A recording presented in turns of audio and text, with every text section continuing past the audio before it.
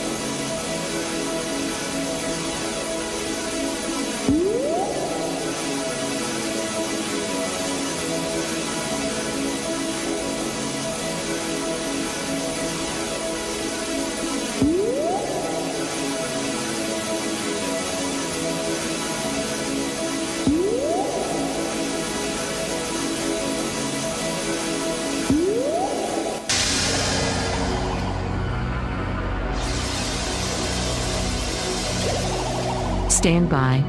The BRN goes worldwide at 6 a.m. Eastern.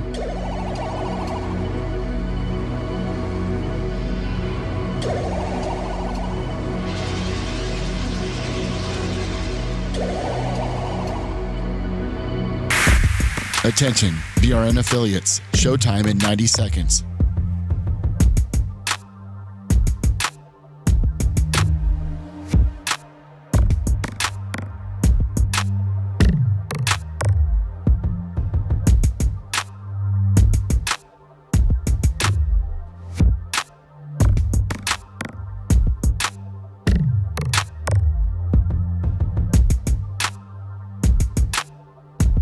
Showtime in 60 seconds.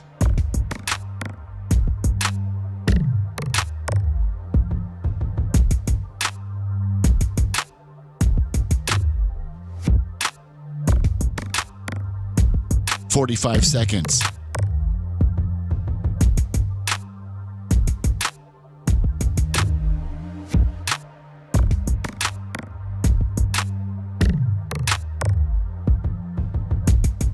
"30 seconds.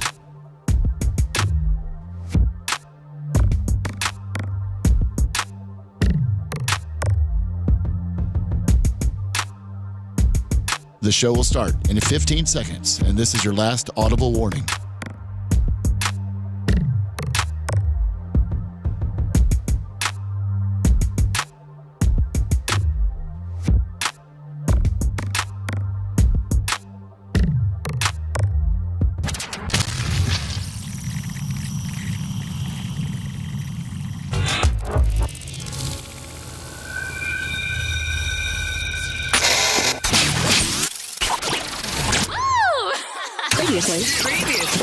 Previously on the Bubba the Love Sponge show. So now, it doesn't mean he was trying to pick up an underage girl for sex. It just means that he brought his kid to the picking up a girl for sex to the assignation, right? Transaction, right? And now, I mean, so what are you gonna do? I mean, what are you doing with the kid when you're hooking up the prostitute? Is this like a turn the baby seat around? Dad, wow! You're listening to the Bubba the Love Sponge show.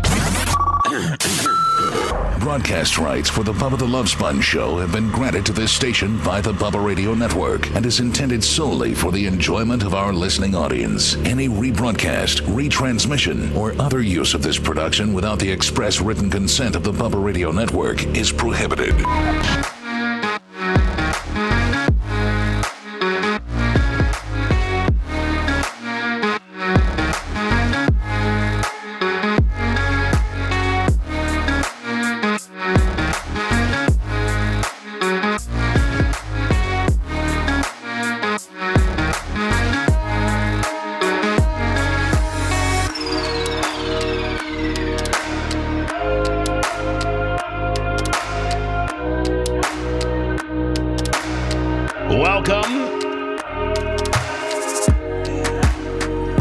to the Bubba the Love Sponge Show. Wednesday, March 14th, live from Tampa, Florida. I am Bubba the Love Sponge. Lummy as the executive producer. Do we have Tuttle up? Tuttle's up. Tuttle's up. Tuttle, did you put a whole new windscreen on your microphone? No, it's the same one. I would like to get a Bubba, Bubba Radio Network we need to get you, instead of one that looks like Jaja Gabor's fur coat. I got a full black one. Would you like the black one better? No, we'll just get a one from Rainbow Rick, one of our Bubba Army ones that match, and you'll be good to go. Awesome, thank you. Any canned meat stuff today? Somebody said you had a video. I just didn't know what it was. No, it might be the video of me going out and interviewing people with Lummy at the Rowdies. Yeah, it's in the background. I'll get it for you. Orlando City match. Oh, okay. Thank you for that. Dude, but the 10 meat review that he did last week is killing it. Yeah. Please, Tuttle, keep up with the numbers, like the 10 meat thing. Okay, is really doing well, and I think Mark from Tarpon is sending you 15 different varieties. Yeah. People like that rot gut 10 meat. Most people would. I was actually in I went to Publix for the first time, and I can't tell you how long, in 5 years actually, on Sunday, and went through the canned meat section and didn't realize how much there is. There's a lot. There's so many things. There's whole cookbooks now that people are doing just related to Spam. Man, meat to me, which at the end of the day, canned meat as a meat needs to be refrigerated. Yes. To me, I just can't think. Unless you're. Well, they didn't have refrigerators in the wild back then. They had tin. Yeah, they had salt, didn't they? Yes. Yeah, they salted a lot of stuff. I'm looking at some of them. I can't wait for him to try the cod liver and its natural juices and the squid in the ink. Oh, the squid with a cod liver ticker. Lummy, I hate to be too. I know. I've heard him on it. You're already what on it? Rumble? Oh, no. Are we not on the front page of Rumble? We're on the front page. It's not Big Box Willie. Oh, it's not big. Oh, jeez. And Lummy, that Big Box Willie makes a huge difference. It sure does. I mean, it does. Tuttle, just disconnect. Lummy, it's going to be a long day. Lummy, I love Rumble to death more than anything in life, but just the inconsistencies. One day we're Big Box. One day we're Small Box. Maybe Ciroc doesn't think you're worthy of a Big Box on Wednesday. Oh, maybe. I mean, I didn't really think about that. Well, no. We're fine. This happened last week when I was on, though, too. So, I don't know. Maybe it's me. No, it's not you. It's them. It's just it's one programmer that forgets. The way we got it is that it's one programmer that forgets. It's literally the click of one extra button. Yep. That's what Lummy explains it to me. And it's just you have to hit that extra button to make that first person in the recommended live section a bigger box than the other 4 that are in that row. Lummy, I feel like I'm becoming a programmer now. You are. You're getting in the back pages of Rumble. You're understanding it. Thank you. You're understanding it? PayPal, Venmo, Cash App. I got to tell you now, there's probably, I don't know, out of the 3,000 people that are watching this on Rumble, what do we got on YouTube just this early in the morning? Usually we do pretty well. I think we're probably over 500 on YouTube. 450 right now. Yeah, and let me see, what do we got on? We got a couple hundred on X. So anyway, for the, I don't know, 5 or 6,000 visual people, those are visuals, let alone the audio, just straight audio only, whether it's Bubba Army HQ, whether it's TuneIn, whether it's iHeart, whether it's, 103.1 Florida Man Radio, whether it's AM 820, whether it's our Phoenix affiliate, there's just a lot of people listening. Maybe a lot of people will not appreciate how sexy and how cool a brand new Toyo 20-inch Proxy ST3 tire is. Man, you swerved me on that one. I did not know we were going there. Beach Metal Detectives, $10 in the Rumble rant. Look at that. I know, That's that thing is sexy. Now, hold on. Look at that. still got the sticker. Stickers. Let me look at the aggressive highway high performance tread profile on that bad boy. Seth, and what this do you isn't think, this huh? isn't an 8A. This ain't I don't roll on 18 bitches. Just like Seth said, I roll on 20s. Look at that Toyo. Low profile? Oh yeah, Toyo. This is the 275 50 20R 113 WXL. Look at the pattern on the tread. It could push some water through that tread. Oh, yeah, that's a sexy design right there, courtesy of my good friends at Toyo Tires, specifically Stan Chen. Look at that. I got 4 of those sitting outside, taking them right to Preferred Automotive. I'm getting those bad boys bolted on today. You know, I can tell just by the smell that that's a real high quality tire. You can tell just by the Seth, have you felt it? I mean, feel the tread. You want me to feel? You do want me to feel? Get your fingers between that tread. Between the tread? Yeah. Just kind of grip on that.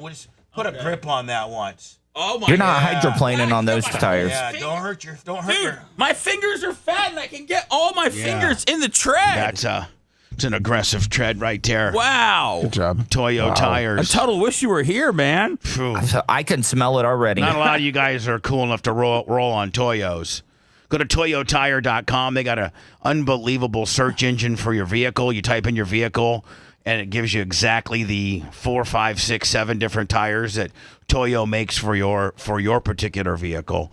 And I got my set of 4 today. I'm going to try to get out of here because I don't have an after show. When we today. jacking that car up and getting under the hood and really putting those Toyos to work. I don't know if you have to open up the hood, but man, that's what Bubba showed me how to do this. I just can't wait. I'm so excited. Because I had my tires actually. I thought I threw a wheel weight, but actually had a bubble in one of my tires. Man, that can throw you completely off. Well, not only that, but it can also put you in the guardrail. You blow out a right front going 100. The way I roll. Yeah, that's true. I mean, I don't necessarily know the tires that I had on that truck were speed rated. I bet you these things are speed rated for $120 all day. I guarantee you. Is it wrong for me to go to the used tire place? But is that where you go? Yeah. You go down to the used tire place and you get a set of takeoffs from a real rich guy who why are you mocking this hardworking man, Bubba? I mean, not everybody can get the Toyo. Not everybody's got the Toyo I would love swag. some Toyos. I mean, you got the Toyo swag. Yeah, I know. Even if you just went down, he gets us at the flea market, to like a Rubber City, and got a $70 or an $80 tire. It's better than that used tire that somebody took off and they're selling to you for $46. You don't know the history of that tire. You don't know if it has cord separation. You don't know. It's Tire Talk with Bubba the Love Sponge, sponsored by Toyo. So go to Tire Rack or something like that and order some cheapos. Not everybody can roll with a Toyo, but don't go down to Jimmy's Tire Shack where a guy just bought a new set of tires and they're reselling. That's where those tire companies, those little mom and pop tire places, make a lot of their money, because somebody will take off their tires that have still probably 30-40% wear on them. They're getting them for nothing. In fact, they're charging that guy like $5 a tire disposal fee, and they're charging Tuttle $45 a tire. They got to fit. They're making $200 just on a set of tires that cost them nothing. My guys give them. They're making $200 on a set of tires that they charged a guy $20 to take off. Yeah, no, $24 for a tire at my guy. And you know what? You're the kind of guy that probably never changes all 4 at one time. You just change them as they go bad. Yeah. Hey man, everything feels good except that right front's wobbling. So you know what? There's cord separation on that. So do you want to put all? Just might as well put all 4 new. No, just get me a right front. Give me that $26 right front up there. And try to match it to the rest of them. Just imagine how much tread on his tires he's saving by not having to come here to do the show every week now. Yeah, I mean, Tuttle, is it not a game changer not having to come over here? I actually got a raise at my other job because he's not losing me for like a full day. Right. He's only losing you. I mean, realistically, what's your start time at work? 8 or 9? We were actually moved 10 to 7 now. So hold on, you're not missing anything. No, I'm not missing anything now. That's why I was able to get the raise. Oh my God, that's great. Yeah, it's great. And I just got to tell you, Lemmy, I'm so excited about being able to pipe people in the way we are piping Tuttle in with the studio background, that, it's different, all kinds of different possibilities that we can do for people. Yeah. I'm so excited. I got this. Somebody sent this to our Instagram Messenger or to our Facebook Messenger, and I don't know when this was. It's a couple weeks ago. Okay, April 24th. I think maybe April 24th, because that's where it says right here. Oh, yeah. That's all right. Yeah. So April 24th, which was a couple weeks ago. Yeah, a couple weeks ago. Sapp, Warren Sapp has a very strong, very, very much civil rights violation lawsuit against, I don't know if it's Okeechobee City Police Department. I don't know if it's County. Yeah, I think that's in Henry County. I don't know if it's the sheriff's department or it's the local police department. But Warren was traveling with a bunch of Fast and Furious. They get like 80 of these cars, and they'll do like a cannonball run from Miami to Fort Myers across the Everglades, and then maybe up through Okeechobee and things like that. And they're probably speeding and probably doing various maybe, but so this it's a viral video of Warren Sapp. The police, of course, pull. Well, they're at a gas station. Well, it looks like a news. I just found that news story on it from down there, WPTV. Did you send it to me? Yeah, I just did. All right. So does it explain what Warren was initially in trouble for? And so we watched it, and Warren is absolutely Warren, who tends to be. I think this is the same thing that I got. I think, Lummy. Does it have any video on it? Oh, there's a video. So Warren is part of this car club that's rolling through town, and of course the cops stop the car club at the gas station, start giving him a hard time. Well, Warren Sapp is a very smart man. He really is. He's very well read. No matter what you think about the guy, he's very well read. He knows a lot of civil rights stuff that most people don't know. And he starts questioning the cop when the cop starts, demanding driver's license and for people to get out of the car and, probable cause and all this kind of stuff. And Warren really, in a polite, non-confrontational way, owns the cop, owns him, owns the guy. Warren is absolutely 100% in the right. With a cop, what do some cops do? Listen, I'm very pro-cop, but when some rookie-ass cop gets owned on a constitutional amendment kind of deal or some type of police procedure of stop and frisk or detain, you're being detained or you're being questioned or you have to answer questions. A lot of cops don't really know the law like they should, and Warren does. And so Warren owns this guy. So what a lot of cops do, when you're getting owned, they handcuff you and take you to jail.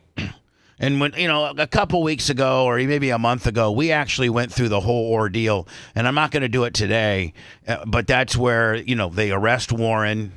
And they take him to the police station, and during the interrogation, what's it called? Interrogation. And during the questioning, Warren absolutely owns the cops. And so Warren has filed a $20 million lawsuit on this city or this municipality or this agency or whatever. This might be the news story that follows up. Now, Warren showed up at a county commissioner meeting to speak, much like in an Alex Stein type way. Yes. And I don't know if this news story covers it, but I do have that right here. It covers a little bit and how I guess he had some people there protesting with them. Can I ask a question? How do you value a case like this? Is it worth $20 million? No, but you got to ask for $20 million in order to get $5. Home Dupes. Home Depot. Taking them right off.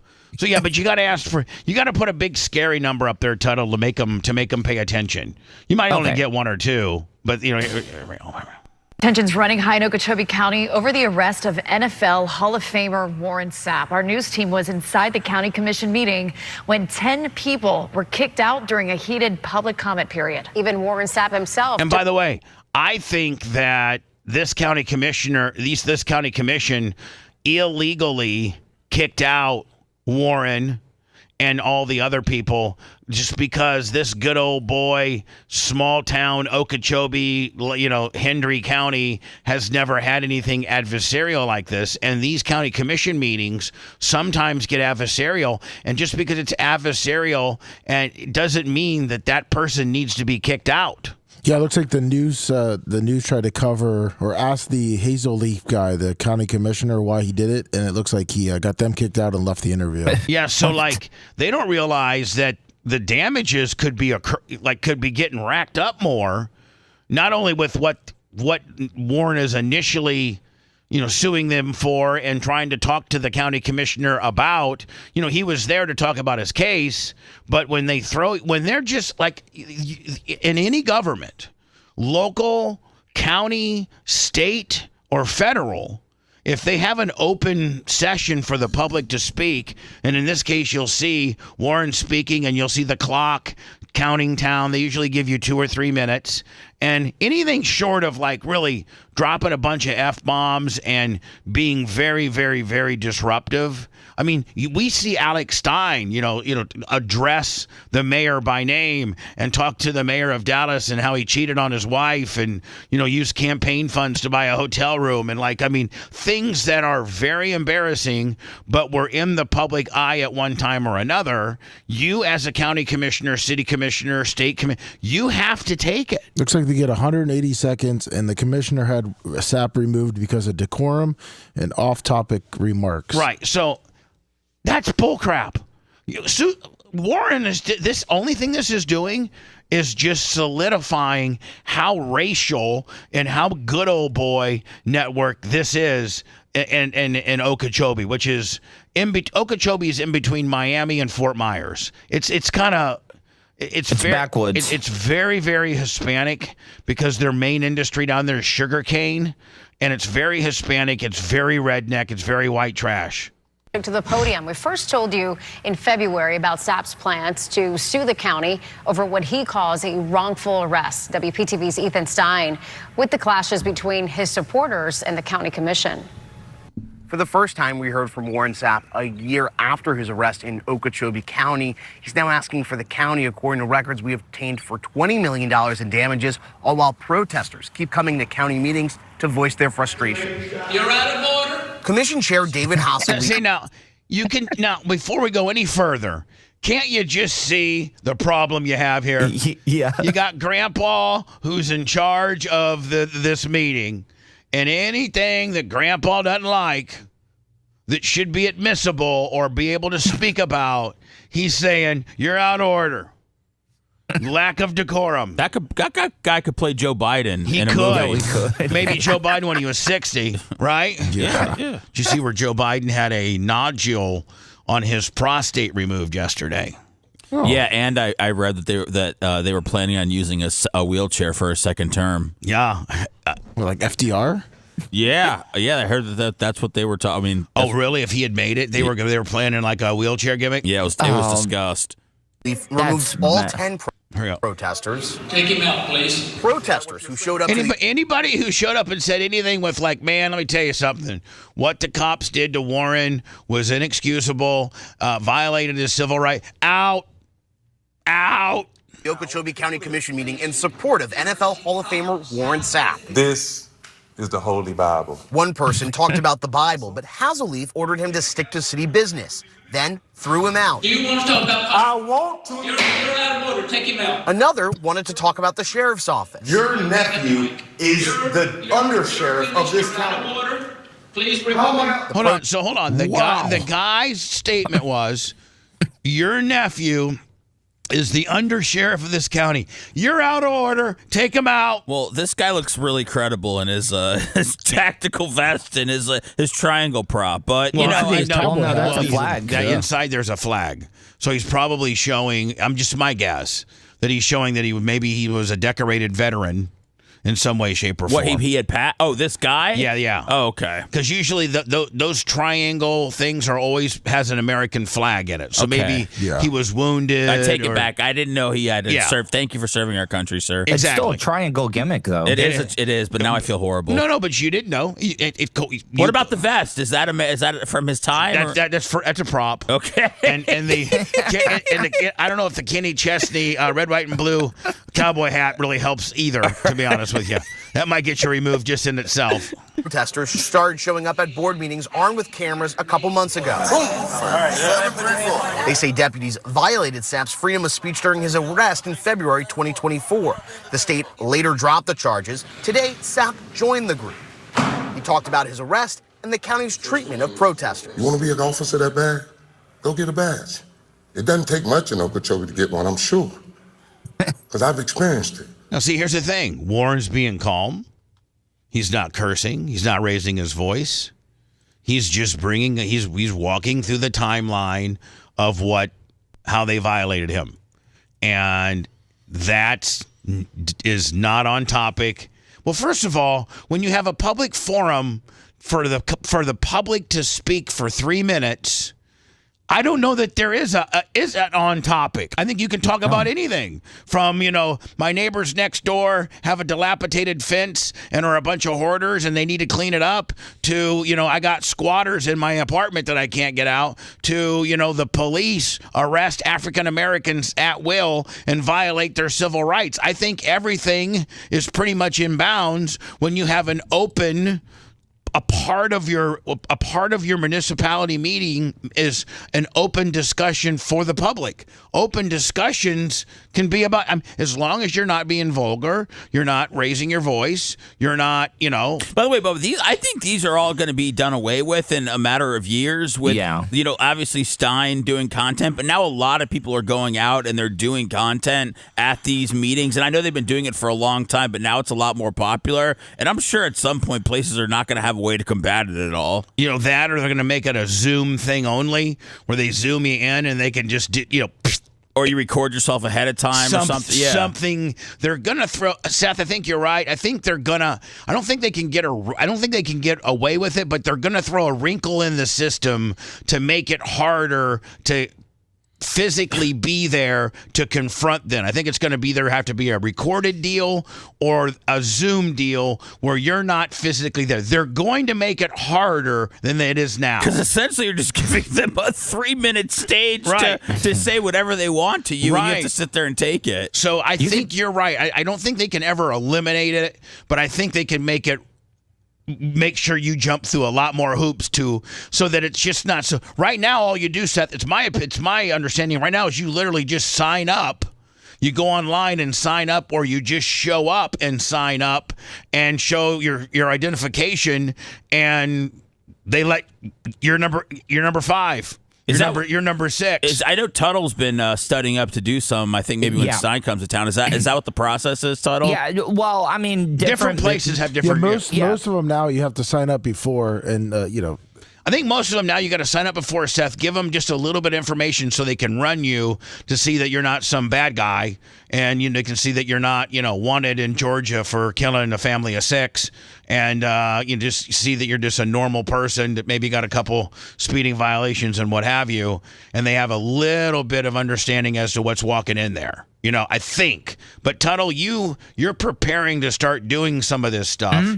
Tuttle, you ought to find out when the next Okeechobee deal is. And go down? And go in there and under the Whites for Warren.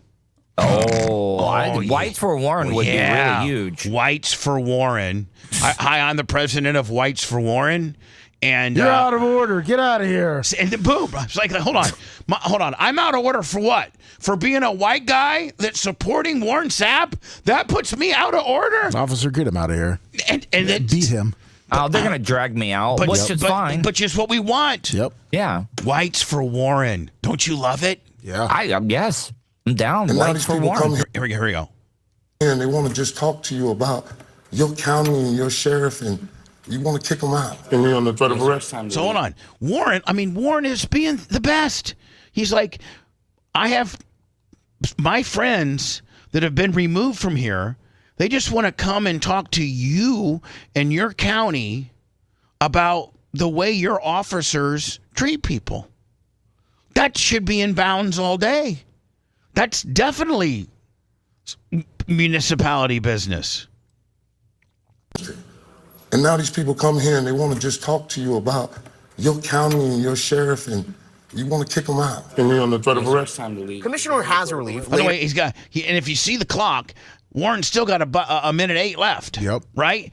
Now they send in the goons. Look at that big dude they sent in. Yeah, there. but I'll tell you right now, Warren Sapp would whip his ass. Oh, he'd chair check all of them. Warren, I'm telling you right now, Warren Sapp would chin check every one of these guys. This looks like one of those setups where they're sending the security guards out to tame a wrestler right before the wrestler puts his finishing move on every single one of them. Right before Stone Cold gives every 6 referees the stunner, one after the other, then gets 4 beers thrown in the middle, cracks them all together and downs them, right? Mm-hmm. Asked deputies to remove Sapp. I'd love for Warren right now to give all 3 of those guys stunners, wouldn't you? But look at Warren. So the old guy, you're out of decorum, you're out of topic, and watch how much of a gentleman. Watch how much of a gentleman Warren is. And you're on the threat of arrest. Commissioner has relief later asked deputies to remove Sapp while talking about federal case law. Nobody asked him. He's cool. Nobody. So Warren's talking about federal case law now, and how his civil rights were violated. Under I think isn't it called like Rule 24 or something like that? Warren knows it far better than I do, and Warren, like a gentleman, when he sees the deputies roll in and the racist white guy who just has had every one of Warren's supporters been removed, asks the deputies to and watch how much of a gentleman Warren is. He just turns around and walks out. Commissioner has relief later asked deputies to remove Sapp while talking about federal case law. Hazelief told us everybody kicked out violated the board's decorum rule. You ain't worth the scraping off my boot. We did observe multiple. That's probably That's part of Whites for Warrens. That's part of Whites for Warren. Quorum rule. You ain't worth the scraping off my boot. We did observe multiple. Warren probably didn't want that necessarily. When people that guy's a reformed KKK member who's now fighting for justice. And he's black men. He's part of Whites for Warren. People curse or disrupt proceedings, but some speakers were interrupted while talking about things the county oversees, like its own public comment. Here we go. Here, what's this? You cannot arbitrarily silence speakers. All right, so that's it. I mean, hold on. What a clown show, so man. This dude right here, the last dude that they shows Warren videotaping the guy, and this guy is reading the rules. He's going hands up. And Tuttle, this guy looks like a guy a possible candidate for Whites for Warren. He even has a Bible, but he has a legal pad, and he's reading back their own rules, the county commissioner's own rules, and here's part of the rule package that they have. Speakers were interrupted while talking about things the county oversees, like its own public comment. You cannot arbitrarily silence speakers. I mean, that's what Grandpa was doing, right? Yeah. Here is somebody. I think, Lummy, this is the same thing that we just watched. Gamer and Super Bowl champion Warren Sapp, who was kicked out of an Okeechobee County meeting. We figured out this is all connected to Sapp's arrest in the county from February of last year. Even though the state dropped the charges, records we obtained show Sapp's attorney filed a notice of claim related to the arrest. He's asking for $20 million in damages, saying his constitutional and civil rights were violated. And I will tell you this right now. We watched the entire tape a month or so ago, and there's not anybody in here that would not agree that they absolutely white guyed the hell out of him. Oh, for sure. Warren Sapp was a perfect gentleman. Warren Sapp knew the law inside and out. Warren Sapp knew the federal code and the federal civil code when he was in a they handcuffed him, took him down to the police station, put him in a little room and started interrogating him, and he owned not in a rude, but in a just a very knowledgeable.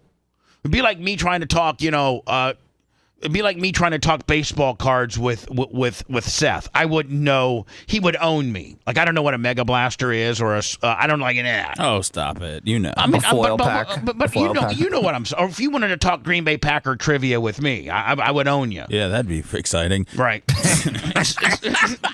Thank you. Can we have him removed, please? Raditsky. I need a couple thick necks in here that can remove people for being out of decorum. Should they get out of here? Not following decorum. Macho, get in here. So Mach looks good. I'm gonna tell you right now, Mach looks good. He looks really good. He's a bodybuilder. He's got big muscles. But Macho will be the first person to tell you he doesn't want to fight. He doesn't want to put his hands on you. He just wants to lift, man. He just wants to lift and look good. Macho, it's my understanding you're not a very violent person. You haven't been in that many fights, even though you're jacked up and you're a bodybuilder. I mean, it's my understanding that, you're not the bodybuilder that's all aggressive and want to get up and has roid rage or anything like that. You're very laid back. We've had the pleasure of not seeing me in the gym. Oh, I'm sorry. Or driving in his car because today he wanted to get out and rip a guy's head off. Yeah, it's a good thing I don't have a gun in my car. Okay, I completely I've misread that whole entire situation. I know he also expressed some rage to me one time when a guy was using multiple machines at once at the gym and Macho was trying to get in there. Oh, yeah. That's when he'll rip your head off. I was watching this one thing on, I forget, it was maybe Instagram or TikTok yesterday, and it was gym etiquette. And they had this guy who was probably the size of Seth. And it was this a preacher curl machine, Macho Man, the plate loaded preacher curl machine, where doesn't have the pin where you put weight in, you put 45s or 10s or 5s. Well, he went on and he hogged up. He went over to the squat rack and got 4 45s. What? Yeah, and then he had a guy and he was doing them, and he had his ass off the seat, and he was swaying his body, and then he had a black guy, his black friend, that was helping him actually do the weight. And it said, this is the kind of guy that not only hogs up all the weights that people could be using, but makes a total ass out of himself. And he's grunting and making all these, but he has the worst form, and he's basically doing nothing. And he's going to hurt himself in the long run. Or the guy, how about this guy's Macho Man that gets on the the leg press that you sit down like we have here, the leg press, and you load it full one. You put every 45 you can on both sides, and then and you wrap your knees, and you put the seat back all the way, and you literally might as well just be doing calf pushes on it. You're not your legs are moving 2 inches, and you're making all kinds of noise and hooping and hollering and think this guy's got 960 on here. Watch, and he pushes it 3 inches. Beach Metal Detectives, $10. So anyway, man, I got to tell you, we all watched the Warren Sapp coverage from the time the officer made contact with Warren to the time they had Warren in the police station questioning him to now Warren filing suit. It looks like a while back. To him now going to the Lake Okeechobee and or Hendry County municipality meetings. He has been violated. They have absolutely stomped on his civil rights, and I don't know if it's worth $20 million, but it's probably. It's a $5 to $10 million deal all day. It's so egregious. If an African American man was a normal African-American man and it wasn't documented and he said his civil rights were stomped, sometimes you don't take that as seriously as you probably should. But because this was so well documented, Warren ran tape, all of his fellow car enthusiasts ran tape. I think, Lummy, the surveillance tape that from the interrogation, the whatever the hell the room's called, the interrogation room, it was taped. We saw every aspect of it, And they're going to be writing Warren Sapp a very large check, and he deserves it. Joseph Bennett, $20. He deserves it. And now he can't even go to the municipality meeting and speak calmly about their bigoted, racist sheriff's department without being removed for. How does Okeechobee get millions of dollars to give this Warren to settle? I don't know. The state insurance, the state insurance, or the state would have to step in. You know, there may be a municipality clause where they're only subjected to be liable for how much. I don't know. He's going to get every dime that they legally would have to pay under, whether it's a lot of them are shielded by a municipality clause. Hopefully Warren's lawyers have been able to breach that, pierce that, they call it, and this is a true civil rights violation, because it is, because it really, really, really is. Did it take one handcuff or two handcuffs for Sapp? Just one, and he was a complete gentleman about it. Sapp was a complete. If you got time, Tuttle, today, anybody who's got time today, or maybe we should post it somewhere. Maybe we should post it on our X. Find it. Okay. Because I think you can find it online. Yes. Post it on our Facebook or post it wherever. The video that we watched of them arresting Warren Sapp and then them subsequently questioning him. And I guarantee you, every one of you, I don't care what your ethnicity is. I don't care if you're a Bear fan and you hated Warren Sapp because he sacked your quarterback 400 times. I don't care if you're a Green Bay Packer fan like me. And you thought that Sapp did a dirty blow on the Chad. I think his name was Chad Clifton, wasn't it? Yes, the Packers left tackle. And then Mike Sherman tried to fight Sapp on the way off the field. I know Warren. Warren and I have had a roller coaster of a relationship, and I call it like I see it. But I am Team Sapp on this one, and Tuttle, I am proud to announce our new group that's going to be headed by you at the next municipality meeting, and that's Whites for Warren. All right. We got to get a T-shirt made. We need a logo. The whole something. T-shirt made, and you go down and say, hey, I just want to know why you guys are so violated Warren Sapp's civil rights so badly. Okay, yeah. That's all you got to probably, and you're going to get removed. And you should say you have a lot of cop experience because you role play as one often. Yeah, you can say, listen, I cosplay online as a cop, and every time I pull a black guy over, I'm super cool to him. And we end up having sex. You should say, I play Minecraft and I'm a cop, and every time I pull a black guy over, I am, especially an NFL guy, I am very, very, very nice. Whites for Warren. Grand Theft Auto, you can actually, you and your buddies, there's groups of guys that are on the police force that will patrol the streets. Well, then you need to say that. I play GT. What's the latest? 6? I play GT6, and I'm a white cop, and I target black guys. Like, I pull black guys over. And I tell you one thing, I handle them with kid gloves, and especially a former NFL guy, which has motivated me. You guys have treated Warren Sapp worse than the way we treat black guys at GT6. Yeah. And so that has inspired me to come up with this new group, and I just want to let you know that I'm the president of it, and that's Whites for Warren.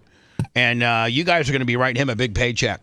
I could be like that little black kid going around acting like he's a part of the police force. That's who I need to get on my team.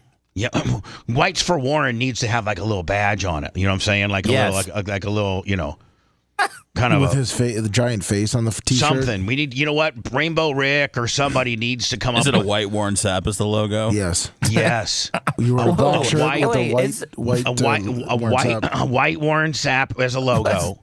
It's called Whites for Warren.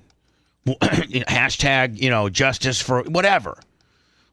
Tuttle, we need. Let me. Tuttle's uncomfortable. I can tell. No, I can feel let it. me find out when the next meeting is. Okay. Okay. Yes. And Tuttle, let's really seriously.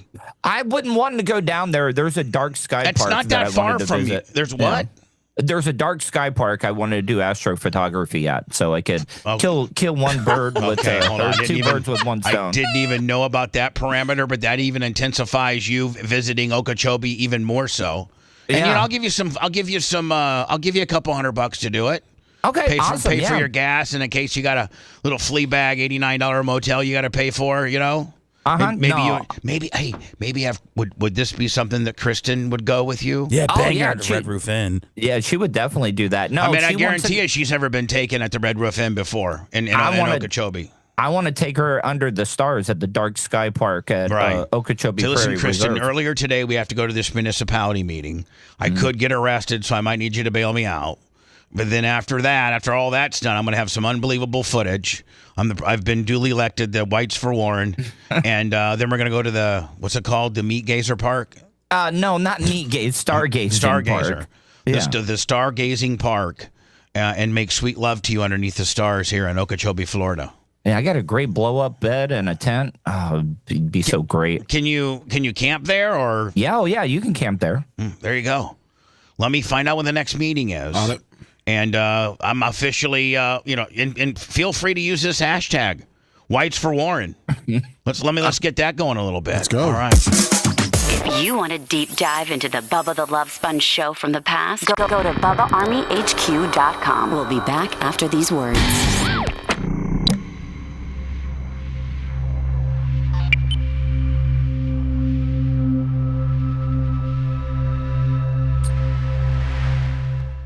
When I start spitting Whites for Warren.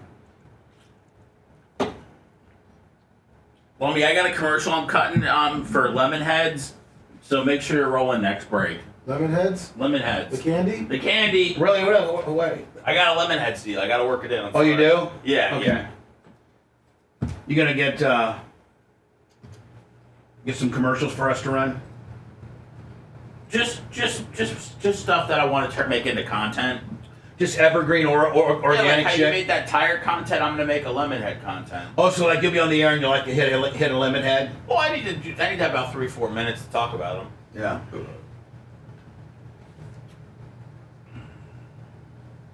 Let me Whites for Warren. Whites for Warren. Did they ever fix this on Rumble? I don't know that yet. We're at 10,000 right now. 10,350. Yeah, I know. But no big page, right? No, not yet.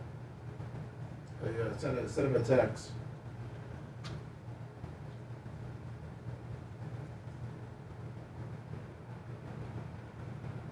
Keep on show.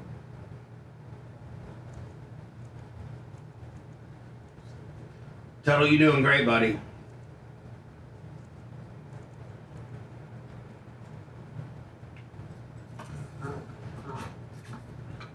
I'm on Rumble right now, 10,500. No, I'm not a known meat gazer. Bubba is my god. Keep fucking around. I'll just block you. And you know what? Quite frankly, Bubba is my god. Every guy grazes meat. Every guy looks. So Kabuki Jones. Like, try to say that you don't. Every time, if you go to the bathroom and a guy's peeing beside you, you just look at it. Doesn't mean you want it in your mouth. Yeah, not everybody wants the big picture. What? No, they're like, Bubba, you are front page. I said, yeah, but we want the big box. We want the big box. You know we're front. We know our brand. You can shove up space. The After-Dance Rejuvenation Helper, 34 months. I didn't want to tell. 59 months. I didn't want to get everybody involved, but my second from last toenail just got ripped off. Oh, fuck. Are you wearing your sandals? Yeah. Do you need a Band-Aid? No, I got some kind of, I rigged up a fucking paper towel willy around it, so I'm hoping it cauterizes. Ouch.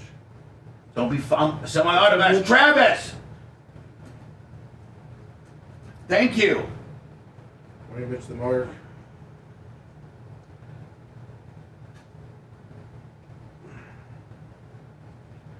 Okay, Knight Rider, whatever, buddy. Listen, it's. Let me. Is there a check it? Picture this, I'm a bag of dicks. Put me to your lips. I am sick. I will punch a baby bear in his shit.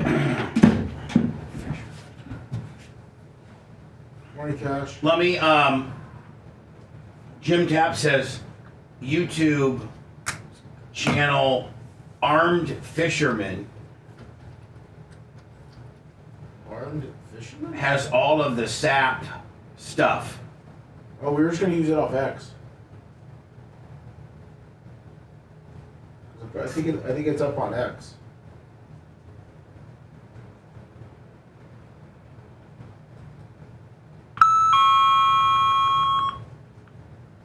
The guy where we got it from was the guy SAP works from. I know this guy here. What's up on Savory? Oh, you're saying we should use the one that SAP recommends. Okay. That's the one we watched. That was the one we got from SAP. Well, we didn't get it from him, but his page. Which is, it seems like these words.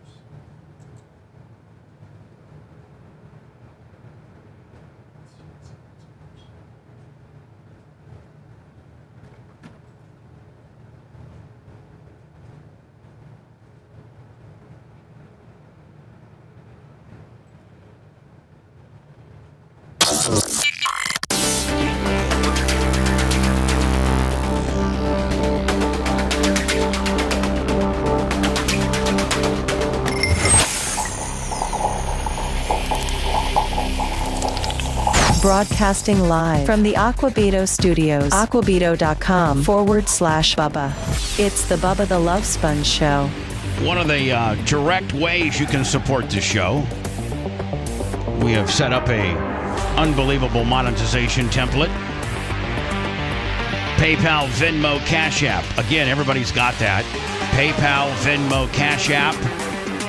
Our particular handle or account is at the Bubba Army on all three of those.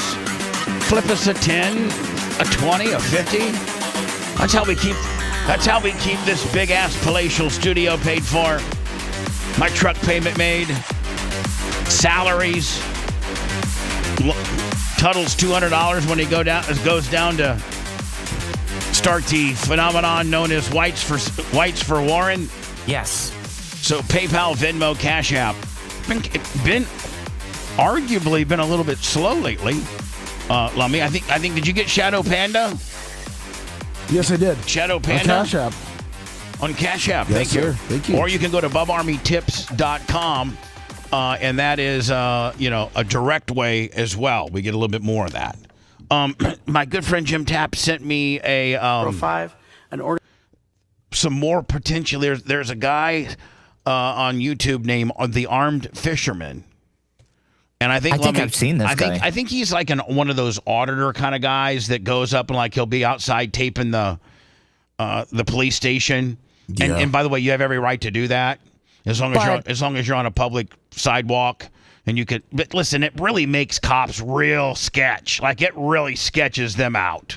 But they're doing it just to be. They're doing it. They're doing troll. it for content, and it's working. Yeah.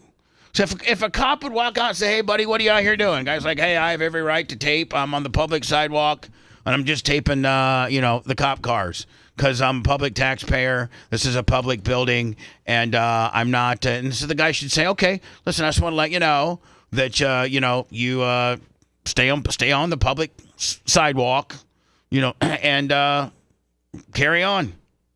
But instead, you get those really uptight cops that want to be like the camera police, and it's like you can't even take a picture of the building. You can't, most police officers get really, really uptight when you whip out your camera. Now, supposedly, maybe this is some more. This is from 5 days ago.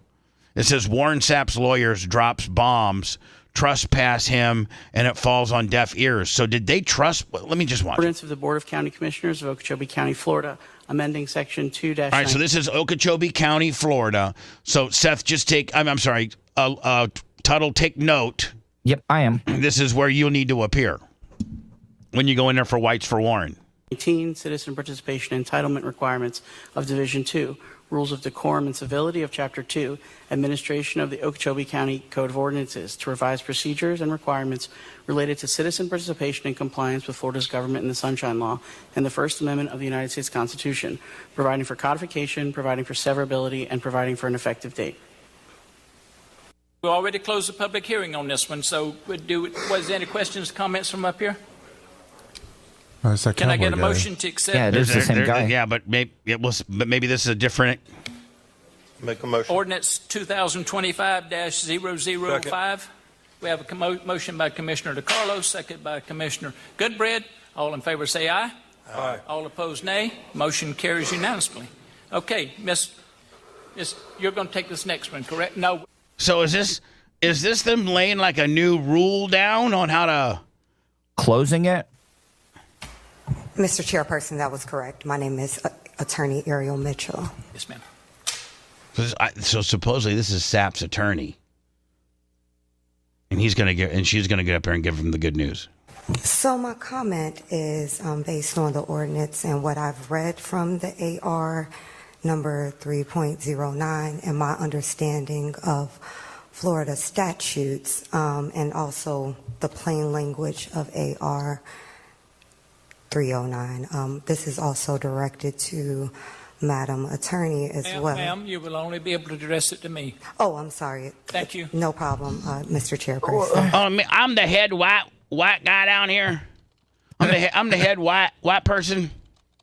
I'm the leader of this whole KKK gimmick down here. So talk to the girl.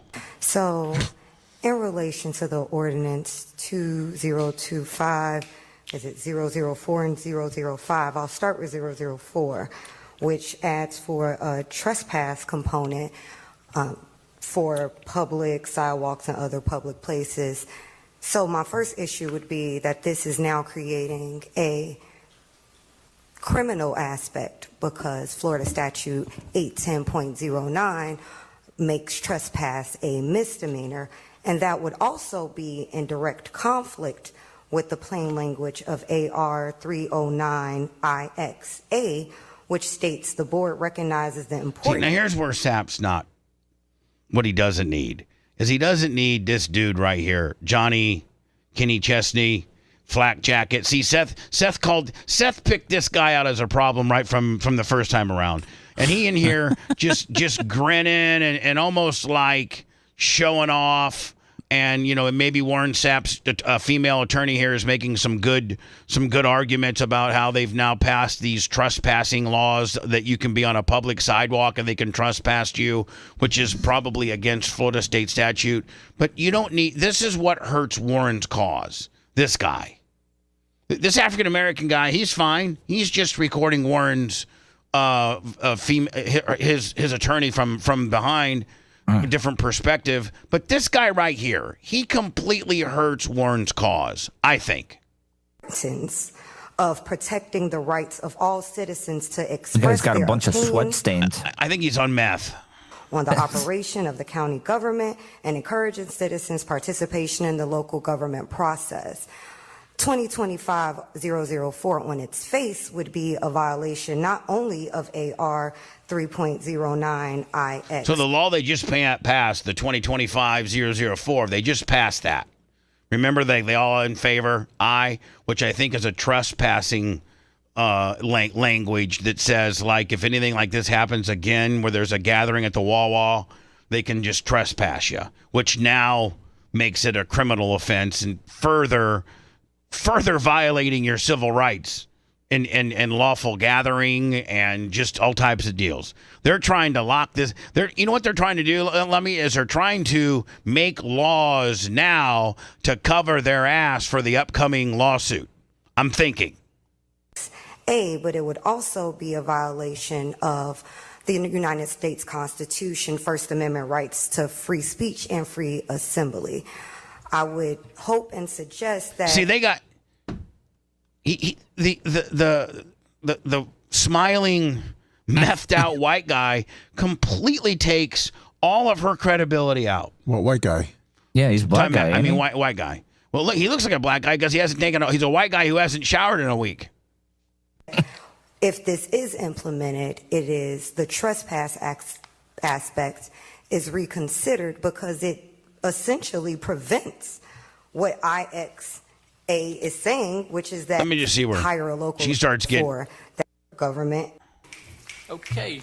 I think it would be wholly in violation of Florida law, the U.S. Constitution, and AR 309 IXA on its face. Thank you. I yield my time. Thank you, ma'am. Okay. That was the only card I have filled out with a number for public comments. What is this guy doing? Here, yeah, I don't think that guy's with Sap, but I sent you Sap, Sap and some other guy outside the courthouse. They were getting asked to leave, and Sap's recording, and then his lawyer comes out. Angle, this is Warren Sapp reporting for JFN News Network here. Word. Check it out. So right now you have disrupted the meeting. You need to go out to the. Oh, he's got the throat gimmick. They got a guy that's got the throat gimmick. Oh, yeah. That we need to get him immediately. Oh, yeah. The sidewalk. There's no more talking about it. You need to go out to the sidewalk. So how do you trespass? Oh yeah, man. Oh God. No. This guy's like he had throat cancer or some type of damaged larynx, and that means they give you like one of those voice box gimmicks. And except this doesn't. A lot of them are handheld, and you got to put it against it. But this one's built in. Man, Drew, Seth, I've never seen a built-in one before. Drew used to do impressions of people like this, and he would just. It was so good. He would just put the microphone to his throat and just start talking, man. And it is. I don't think I've seen one in real life in quite some. My it's God. jarring, dude. I've seen one in I've seen one in real life before at the racetrack. And the guy came up to me. He was coming to the races. Imagine that. And he asked me, like, how much was a pit pass? I was actually, in the parking lot making how much is a pit pass? How much is a ticket? Yep. I go, what? How much is a ticket? It's $20 to get the grandstands and $35 the pits. Oh, man, 15 more for the pits? Yeah, 15 more for the pits. Okay, looks like I'll be sitting in the grandstands. I love these people. Oh, man. You have disrupted the meeting. You need to go out to the sidewalk. So you got to write down a trespass, don't you? Whoa, hold on, I got you. Yeah, but no. Yeah. Oh, he's got a little tube. Like Rick Ocasek from the Cars used to do. They put that throat down your tube. Oh, that's what he's got. We need to get one of these devices and just have Tuttle talk in it, even though he doesn't need it. Yeah. What law are you using to trespass him, Lieutenant? Lieutenant, you can't act under his law to tell him to trespass him. Minus a crime. So once you remove the property tax, you have to go out to the sidewalk. By what? I can't even take this guy seriously. If they tase this dude, would it short out his You got to use law. You got to use law to remove him. You have to use law to remove him. Come on, you have a duty to intervene. You have to use law to remove him from a public place. No, you're not. You're not. The chairman wants you off the premises. No, the chairman can't enforce law. You are. And to remove him, you need a crime or something. Tell me something other than what he wants. Not what he wants. Come on, Lieutenant. Don't do this. Don't do this, Lieutenant. Lieutenant, you took a note. Come on. That's why we need to immediately start Whites for Warren. Everybody's all over the road on this deal. That's right. It looks like he's got. Well, man, what a clown show! It is. And here's the deal: he needs to stop all this, Seth, and let it go. Let it start proceeding through the judicial system. Through records requests, and because his initial Warren's initial stop and his initial situation when the cops put him in where they're at the racetrack. They're at the racetrack gas station or Wawa or 7-Eleven or something like that. And just from his first interaction with the police to the time that he gets handcuffed, to the time he gets taken to the police station, to the time that they completely misinterpret the U.S. Constitution and his rights, That's all the body of work you need. Now, if you go down to these municipality meetings, Okeechobee County municipality meetings, and you try to infiltrate them to be heard, I think you're now just setting up potentially clown show parameters to your really good, already solid case. You don't need any more data than what you've already collected. Just the initial interaction, Warren being arrested, Warren taken down to the police station, and then subsequently the county dropping the charges because they knew, listen, when they drop the charges, they know they're wrong. So that automatically validates his lawsuit. I don't think you need this sideshow. I think this, in my opinion, this hurts. The only thing that could potentially save this whole thing would be Whites for Warren. And you, Tuttle, being the head of Whites for Warren, yes. I want you to be very polite, professional. Exactly. I need to nominate because I feel like Whites for Warren is going to take off, and I want to nominate a Treasury officer for Whites for Warren. Well, Whites for Warren's a nonprofit. We're not looking for any money. Well, I mean, cost to go out and spread the word of Whites for Warren. I think you start getting into like fundraisers and asking people to send money. I'll fund it. Okay, all right. Like a couple $100. The only thing I need you to do is go down to one of those meetings and get thrown out. I was going to nominate Seth, but I mean, Seth's got his whole card gimmick going on. Yeah, the last charity I was on, was he got screwed. Was Apple a Day, where we give kids with cancer iPads, and great. It was great when you guys ran it. Yeah, but we're taking money from Whites for Warren, like more baseball packs. Seth, come on, work with me. No, we're not going to cross pollinate Seth's baseball card business with our non-recognized charity. I'd be a good pick for treasurer because we raised $300,000 in 3 years. Yeah, well. Whites for Warren are just trying to be a support arm for his problems. Gotcha. Only in Florida. Before I go to words, let me. Cooper Lips 25. Thank you. Thank you so much. I haven't even checked my PayPal, Venmo, Cash App at the Bubba Army. Last one, Lummy, was a fish on the J 2 days ago. Oh no! Jesus, how bad? Phew, horrible. And I know all your checks are clearing today because I put the money in the bank account. Only, hell, we have a radio station that's built upon it called Florida Man Radio, where some of the things that we talk about are just the craziness that happens in Florida. All 49 other states look at Florida. All too often, if you're in Indiana or in Michigan or Ohio or Wisconsin or Washington or California or New Mexico or Maine or New England or wherever, the headline will read Florida man and then ... And usually it's some type of effery.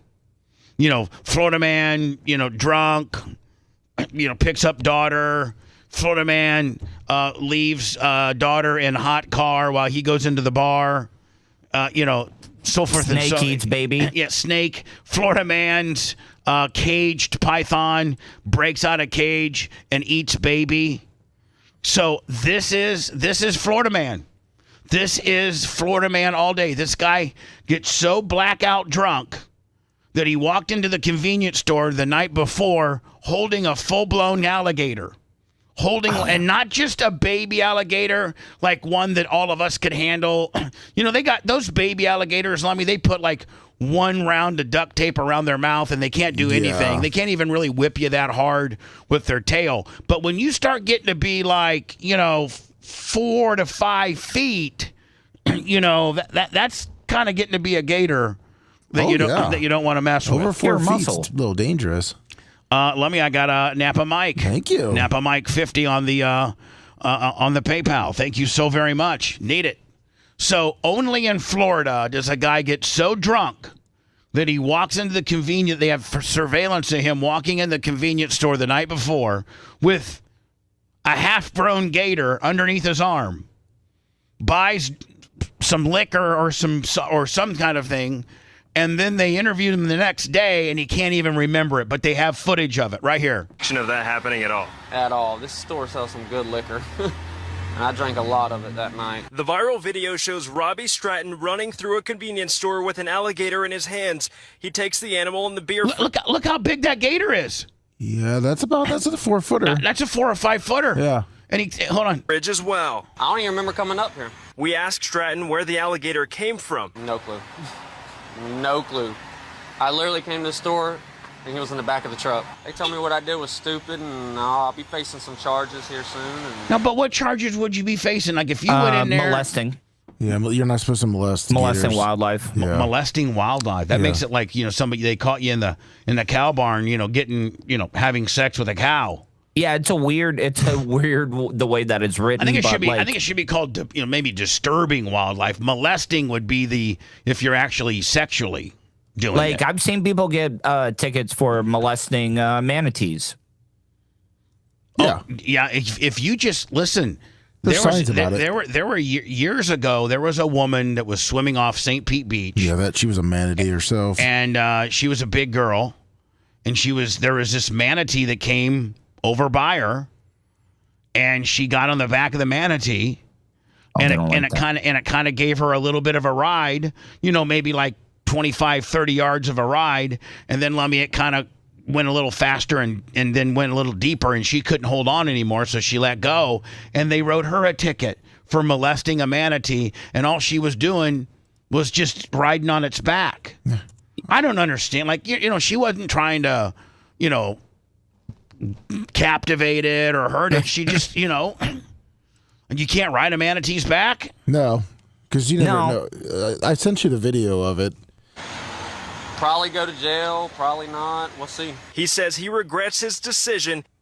No recollection of that happening at all. So, guy, that's a good old boy. Yeah, that's a good. That's Florida. That's Florida white trash at its finest, is it not? Yes, it is. Here's a story right here. The picture made international news, and now this woman is charged with riding a manatee by her family. I mean, come on.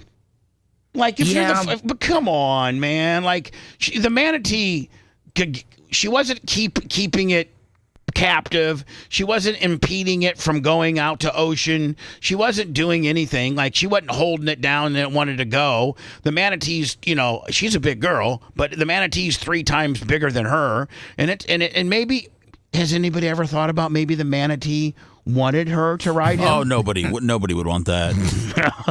Nobody wants You're that. saying there's no human or animal that would want this beast on your back. Is that what you're saying? Manatees have been through enough. Let's not put on out they love, massive tourists hopping on their back. Authorities went too far. Good evening. They're worried about, propellers hitting their back. They're not worried about some Hispanic 300 pounder. Listen, Yul Brendan is off tonight. And good evening, I'm Wendy Ryan. Thanks for joining us. God, Wendy looked good. How long ago was this, Lummy? When was this? 2012. Man. The family of a St. Pete woman says they cannot understand why deputies arrested her, especially at her work. Ana Gutierrez admitted she did not know that touching manatees in Florida is illegal. See, just touching them? So literally, Tuttle, if I just She went didn't over touch there. him, Bubba. She rode the back. I know, but but they're saying, so if I'm sitting here in my canoe or my kayak. You are allowed to touch it. And it went by me, and I just touched it. Just went blip, because, I couldn't help but. I'd want to see what I've been told that, dolphins and sharks and, they have, a neoprene kind of feeling to it. And I know that when I had a family, me, Heather, Tyler, and Julia, when we flew down to the Bahamas, when I was trying to salvage my marriage in 2011, spring break of 2011, when I used to have a plane and I used to be a baller, we flew down to Atlantis and stayed for spring break weekend or something like that. As me and Heather were trying to, we obviously end up divorcing a year later, but we were on the ropes. We were trying to do a family thing, and we did the swimming with the dolphins gimmick. Yeah. And I was too big. Tyler was able to, they get a dolphin in it, and it gets kind of underneath you, and it takes you about 25 feet and kind of noses you in the air. Yeah. Everybody could do it but me. The guy goes, "Sir, Bubba, you can pet him like they put you in the water and the dolphin comes right up beside you and you can pet him." And then the kids were able to they put your feet together and then the dolphin takes their nose and they kind of skim you along the water and then kind of launch you. Everybody could do it but me. I was always left out on that. My weight has impeded me on doing some fun things. Shamu could have done it for you. Still, as our Serena Fazan... No, Shamu might have eaten me. That's true. Shamu might have said, "Man, that looks like a big fat seal to me."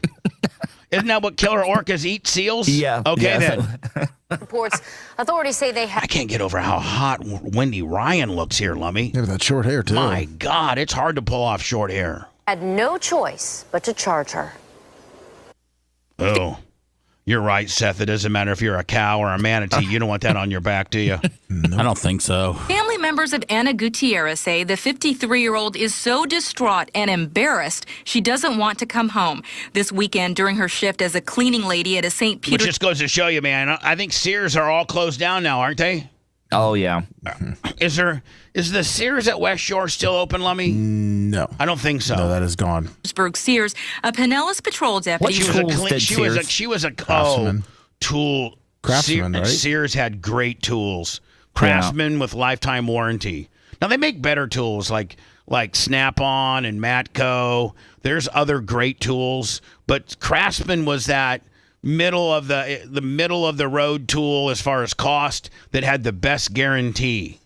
Like my dad always had Craftsman, and if his wrench started like stripping out or something like that, he would like bend it with a torch. Nice. And then take it into the Sears, and they give him a brand new one. Oh, sweet. Every time. There's 11 Sears left. 11? Yes, 11. 2 in Florida. Where at in Florida? Orlando and Miami. To arrest her. Sheriff Bob Gualtieri says it was by the book, and the deputy just did his job. I mean, this happens all the time, and whether it's misdemeanors for driving with suspended... Bob kind of looked like a white Barack Obama back then. Didn't he? Yeah. Seth, doesn't he look like a white Barack Obama a little bit? Oh, yeah. Driver's licenses or She should be misdemeanor. lucky the FWC didn't get her because the Florida Wildlife Commission is like one of the toughest. Oh, they're when like, it comes I to hate to say it, but they're like Nazis. I mean, they roll in and get you. Batteries, or in this case, the manatee violation. There's a lot of misdemeanor warrants out there, so they are served. But loved ones of Gutierrez, who only speak Spanish, say Gutierrez turned herself into authorities back in October after someone upset over seeing her riding a manatee contacted the sheriff's office, and this photo was released to the media. They question if authorities went too far, since it's only a misdemeanor. He didn't arrest her inside the store. He didn't handcuff her inside the store. He was very low-key and just asked her to step outside. Gutierrez's family says they're from Then threw her down on the ground. Cuba. She recently moved here and is used to an environment of close contact with animals. She had no idea she was breaking the law. Please do not disturb manatee mammals. Marine mammals. Still, Florida Fish and Wildlife Officer Beryl Martin says that guy. Yeah. He's ready to catch you for having too many redfish.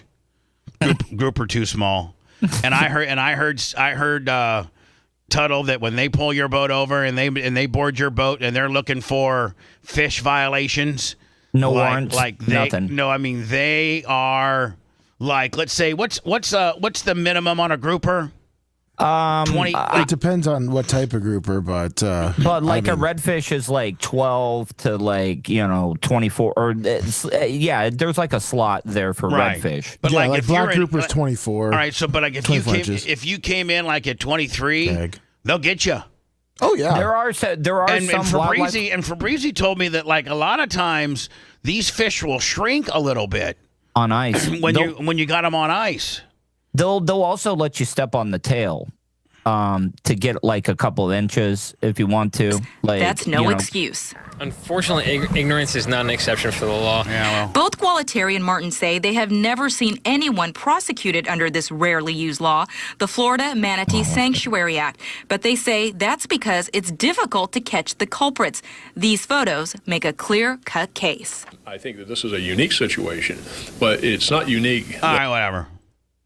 And finally, before I let you go, what do you do here? What do you do here? I mean, I think you're. I mean, this is. I've often said, man, the last thing of air travel that I'm going to do is an air balloon. By the way, let me mushroom Mitch. Did you see $50 in the PayPal, man? Getting our PayPal up there. Thank you, Mushroom Mitch. PayPal, Venmo, Cash App at the Bubba Army. So this guy saved the other two people, and then he tried to get out, and he got hung on the rope. Like he got stuck. He got tied up on the rope. So this is a hot air balloon. Yes. And that's a hot air balloon. You know, you got to understand. One, you can't really navigate them that much. You're navigating them with just bursts of hot helium. I think that's what it is, isn't it? I don't know how. What's a hot air balloon full of? I think it's. I don't know. Is it just hot air? I think it's just hot air. And so you really don't got a yoke or a steering wheel or anything like that. You just got this rope that you pour more hot air to, and so I don't know how you steer them. You're shooting a flame up, and you're in a very flammable wicker basket, right? So, like, again, I think I've talked about this recently in the last couple of weeks. Roller coasters that I used to ride back in the day, Lummy, when I did the skydiving accident, I should have learned from that because that almost killed me when I was real fat. And I don't even know, Lummy, outside of like maybe the Crown Vic series, I don't know if I'd jump in a sprint car back. I mean, I just, I race late models and sprint cars and things like that. But I mean, as I get older, I realize those things can kill you. And so I've kind of taken myself out of the roller coaster ride. I don't ride roller coasters anymore, and I'm not going to do that death drop deal. And I did the slingshot back in the day. You did? Yeah, I did the slingshot. Oh, no kidding. I did all that. Would you bungee? No.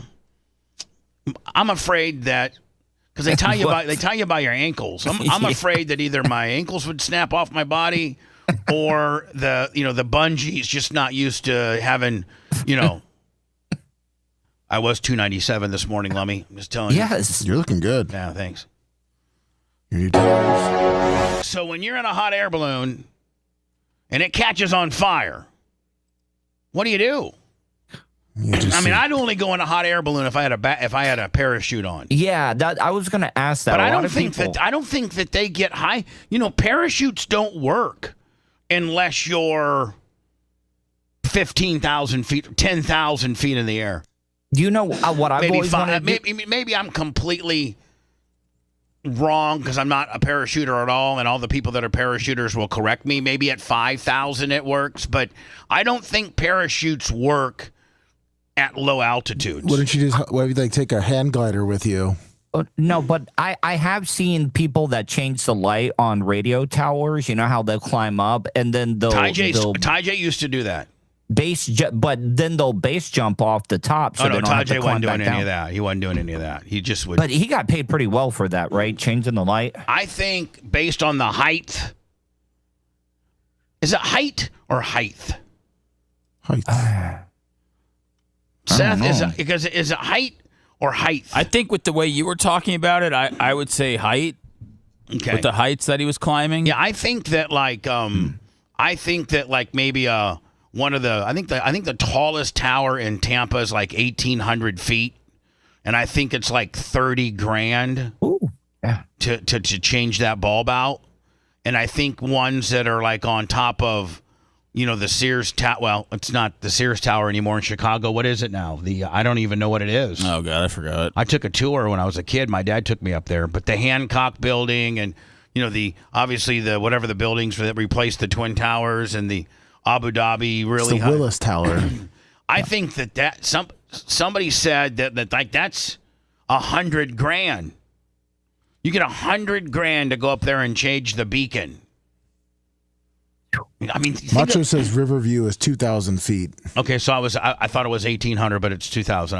I was now Macho Man with the Riverview towers. I think you get paid based on if you have to climb it or if there's an elevator.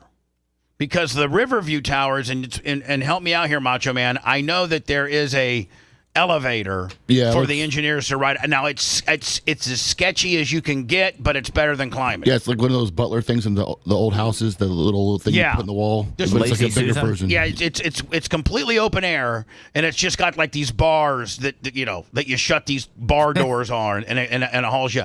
So it says for a parachute to work correctly, you need to be around 2,000 feet above the ground. All right, so that's for it to be able to fully open, puff out, and slow you down. Yeah.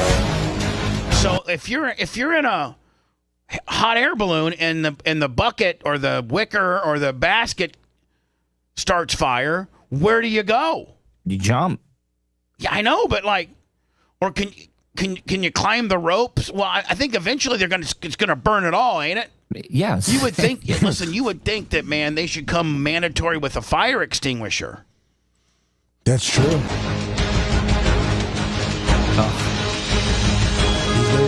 He's hanging. So the guy. Oh, so maybe that's how he got stuck in the rope. He got tied up on his leg, I guess, or something. But this is at least you're away from the fire. Now you're just hoping that the balloon goes down slowly, and not the fire doesn't engulf the balloon, where the balloon all the panels start blowing out and it no longer can float and it comes down like a rock. But you're choosing jumping over burning to death, though, right? Well, I'm actually choosing to be on that rope right there. Well, he tried to jump, and he got hung up on the rope. Well, I know, but you still. But here's the deal, Lummy. If you jump right now, you're gonna die. Yes. But if you're tied up on the rope, it's going to lose altitude gradually. Now, when it falls like a rock, it's going to be lower than when you jumped a little bit. So this is probably the only chance you got. Him getting hung up might have been a blessing. But see, I'm so heavy, Lummy, that when I get when my leg or something would get hung up on a rope, I'd need to get it amputated because it would cut all the blood to it.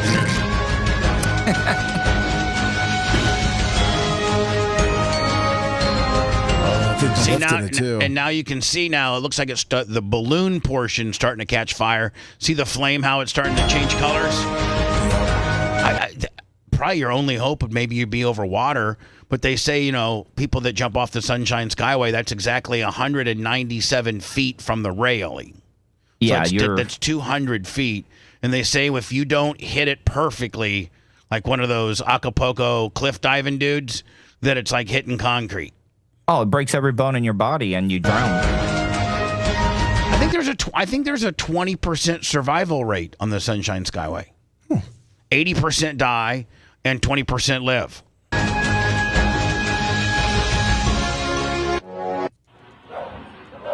See, so here's the deal. Okay, you're gonna hit the ground hard, but you're probably gonna hit the ground Oh, he just fell. I know. Yeah, he's done. He's dead. Yeah. Ay, míos. When I return, we're going to get into there's this guy. Every day there's a story. As we start getting closer to school being over, and the girls softball, all teams that are spring sports are kind of in their state finals right now. Because Lummy, school ends in like 3 weeks. Yeah. Most, track and field, I think I think most sports are over, but maybe there's some holdovers here. This seems to be is it a softball tournament in high school in FHSA? Minnesota. Oh, okay. You notice you don't see any of these in red states.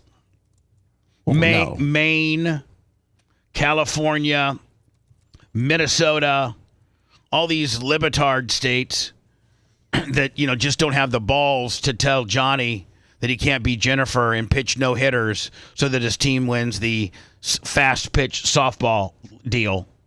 It's all these, Tim Walsh-led, who's that old bag from Maryland? I'm sorry, from Maine. It's all that. I'm tired of this. Tired of it. How mad would you be, Seth? You have a daughter. She's going to be competing in sports. And what would you and Phoebe do if Sammy now is doing really, really well, but she's now either competing against or has a boy on her team? I mean, are you raising hell? I would be. I'm not. I'm gonna find another league. This topic is not. It's not a hot button issue for me. Oh, it's not. No. It just doesn't. It doesn't affect me at all. And but you don't think that it's like just gaming the system and just wrong for regular little girls or big girls, in this case high schoolers, who have dedicated their entire life to this particular sport, and this male has now taken their slot and displaced a certain amount of girls that could have potentially played, and is at a distinct disadvantage. I mean, the teams that play against this person's at a distinct disadvantage because of the athleticism. I think each sport, or whatever it is, I think that's the decision that they make as a school or whatever, that hey, we're going to allow this person to play. I think that's where it stems from. If this person feels like that if this boy feels like they're a girl, then that's fine. If they decide they're going to play a sport and dominate it, well, I mean, somebody's letting them do that. Well, right. This one was falsified, I guess, that they changed the birth certificate. What? Yeah, that's what it looks like. They did a Danny Almonte. Yeah. They hid their sex from that she was a boy from their teammates. Oh, so the teammates didn't even know. No. It's even worse. It's even more fraudulent. So anyway, I'll get into that. Had a big unit. I'll get into that. Alex Stein says, I'm an international pimp because I get my dental work done in Mexico. Yeah. So I'm doing reverse illegal alien. We had illegal aliens and legal immigrants come to our country and get free hotel rooms and stuff. Well, you know what? I'm going down to Mexico to get discount dental. Remember, it was about a year ago that he was at a... it's like Texas A&M's, it was a university. College, free... Or very cheap, where they'd work on you. I think it was like University of Texas, Dallas. Oh. And remember, we actually had him on the phone, Seth, and he was trying to game the system then to get a root canal. Oh, yeah, he was scared. At Daytona Beach Community College, where I went, it's now Daytona State College, but they had a dental school that you could go in and get your teeth worked on for the new students to be able to practice. You got your teeth fixed, didn't you? I'm in the process of doing it right now. I had to get some certain they had to do some pre-construction planning. Per se. Now, are you going to the community college to get free dental? Is that what you're doing? Are you going to the Dental Castle? No, I got full dental, eye, and health insurance. Oh, now you need to be taking care of that while you have this job. Yeah, I know. They gotta, they gotta lay down the foundation. They have blueprints on the order of the work and stuff. They trying to de-jut you and then take the yellow bridge out. Well, I mean, I've been doing a little bit more of a teeth whitener now, right. And I use that charcoal toothpaste, which really does get in there and is abrasive. But no, I've done my bottom teeth are perfect. It's just the top I've ground down really and bad. Maybe they're not. So maybe they're not getting as ground as much now that you're off all the SSIs and the SRIs and the CDCs and all the things that you used to be on. Yeah. Lummy, 813-90 Bubba, our studio lines. Are the two people on hold cool? Or is it Charlie, as far as I know, no. Charlie and Gary, respectfully? No. Hopefully not. Hopefully not. I'll take your phone calls. I got the, guy. This is a kind of a different wrinkle with regards to a guy playing a girl's sport, because this was not only a guy playing a girl's sport and dominating, but this was more fraudulent in the fact that it looks like maybe the coach and the players didn't know. Oh. One of my favorite movies back in the day was Ladybugs, when remember his stepson Rodney Dangerfield. Yeah, Rodney Dangerfield, and he played on a girls' soccer team. Yeah, and made them, they sucked until he got on the team, and then he was awesome. Ladybugs. And then he started really liking one of the other girls on the team, but she thought that he was a girl. Oh man! Did it go les then? Then they started I think he had to reveal himself. He had to show him that he had a ween. Yep. Mm. Did she still like him even though he had a ween? Of course. Oh yeah. She took it around the farm. You're listening to the Bubba the Love Sponge Show. If you want 24/7 on-demand Bubba and the crew, go to BubbaArmyHQ.com. The Bubba the Love Sponge Show will be back after this.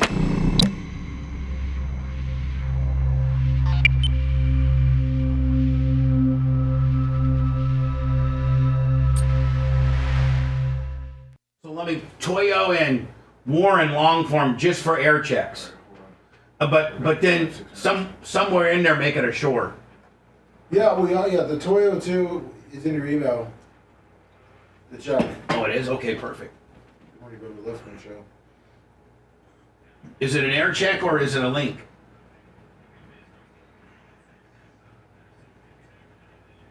Okay, that's great.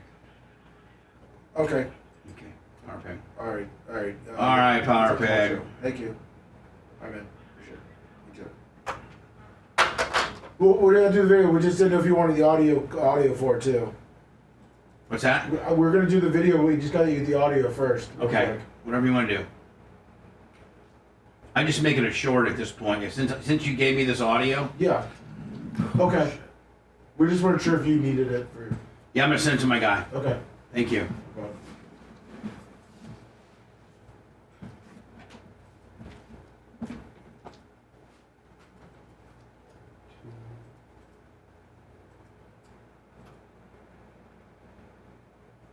Trey, Bubba. God. What's up, Iggy?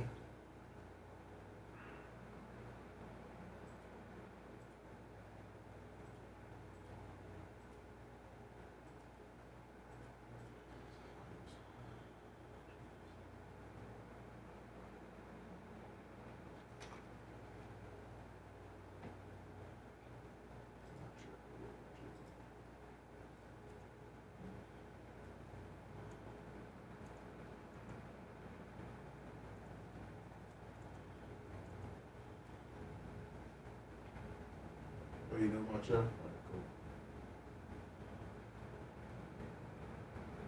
Thank you, caller. What's up, Group of Lips 25? Thank you. Hey Seth, did you got your fan on a Paul Satan gimmick? I don't think Seth's in here. Oh.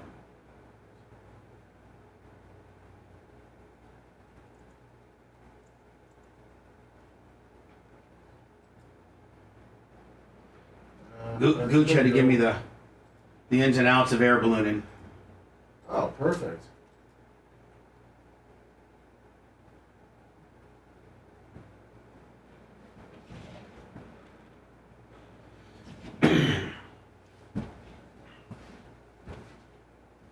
Thank you, Masha. I was wondering why that level was ridiculous. Macho man, say it. Macho man. I want to be a macho man. I want to be a macho man.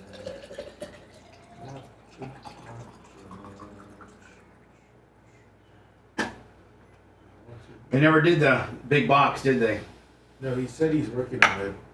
He isn't getting access. That's why none of them have it right now either. It makes such a difference. It does. It takes you. It gets you the. We never hit 20 today. Well, we only hit 20 usually around this time. We've been hitting the 20 between 7, 20, and 8. And then usually it's about 18 to 20 from 8 to 8:30. And then it trickles down. Hey Seth. Thank you. Yes, sir. I think you got your I think you got your fan on a pulsation gimmick. You like that? Yeah. Oh, okay. Don't turn it off. I just hit a button. But you might have turned it off. It's going to disrupt your airflow, cousin. Keep your flow going, bud. Don't talk about my daughter because I don't give a fuck about a boy playing in girls' sports in high school, in college.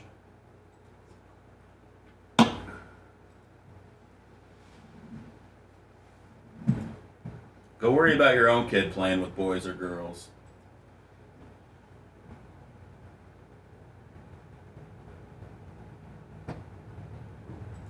What's up, Felix?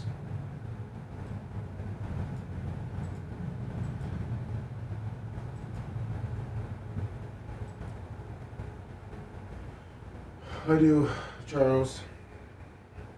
So does Bubba.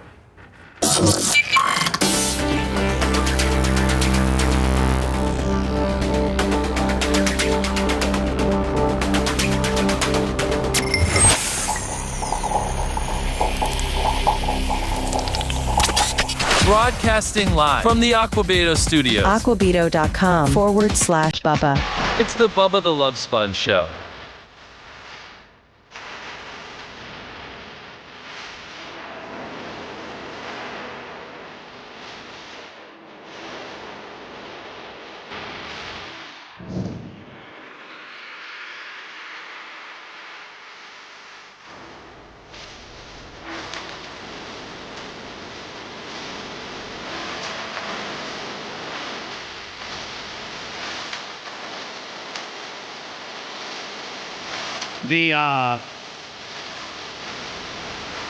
I'm thinking, and I know Seth certainly would give me a second on this, but I'm thinking he just gave me the ins and outs of hot air ballooning. I'll mention his name momentarily. He's like, as the air continued to get hotter from the fire, the balloon would raise, not fall. Oh, no. And then eventually, after it got higher and higher, it would fall after the panels blew out. The great Gooch, Jeff Patterson. But I'm thinking he has really stepped up, been a huge contributor of the program in just several different ways. I'm thinking he might be Hall of Fame material. Yeah, there you go. I mean, Seth, I think this year we're gonna try to maybe only put over the years we've put 10, 11, 12. I think we're going to try to make it a little more prestigious this year and maybe go 6 to 8. And I think Gooch could be in that conversation before he dies. Wait, what about any dead supporters of the show? Can they make it into the Hall of Fame? What do you think I am, Bubba Manford? And I'm going to start putting dead people in? No. Here's the deal. No. Okay. Listen, we've lost some Bubba Army over the years. Mm-hmm. I can think of Mac, which is Cable Dog's father, all of which, the dead people I can think of now, Elwood. Yes. Mac. Rainbow Rick. Rainbow Rick ain't dead.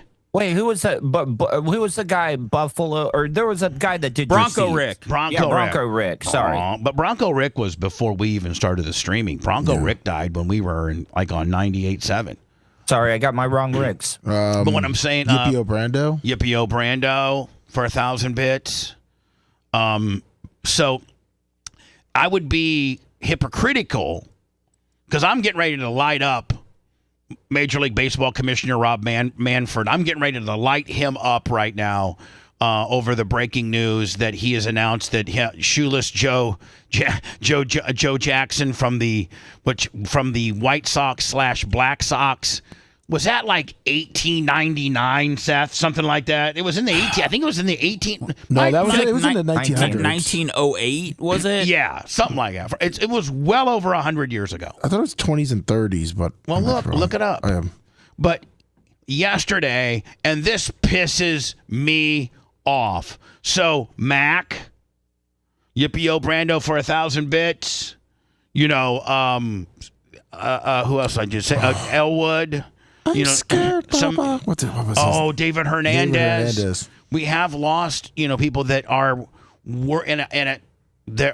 worthy of being in the Hall of Fame. But I would be a hypocrite. I think we just remember them and maybe we have what's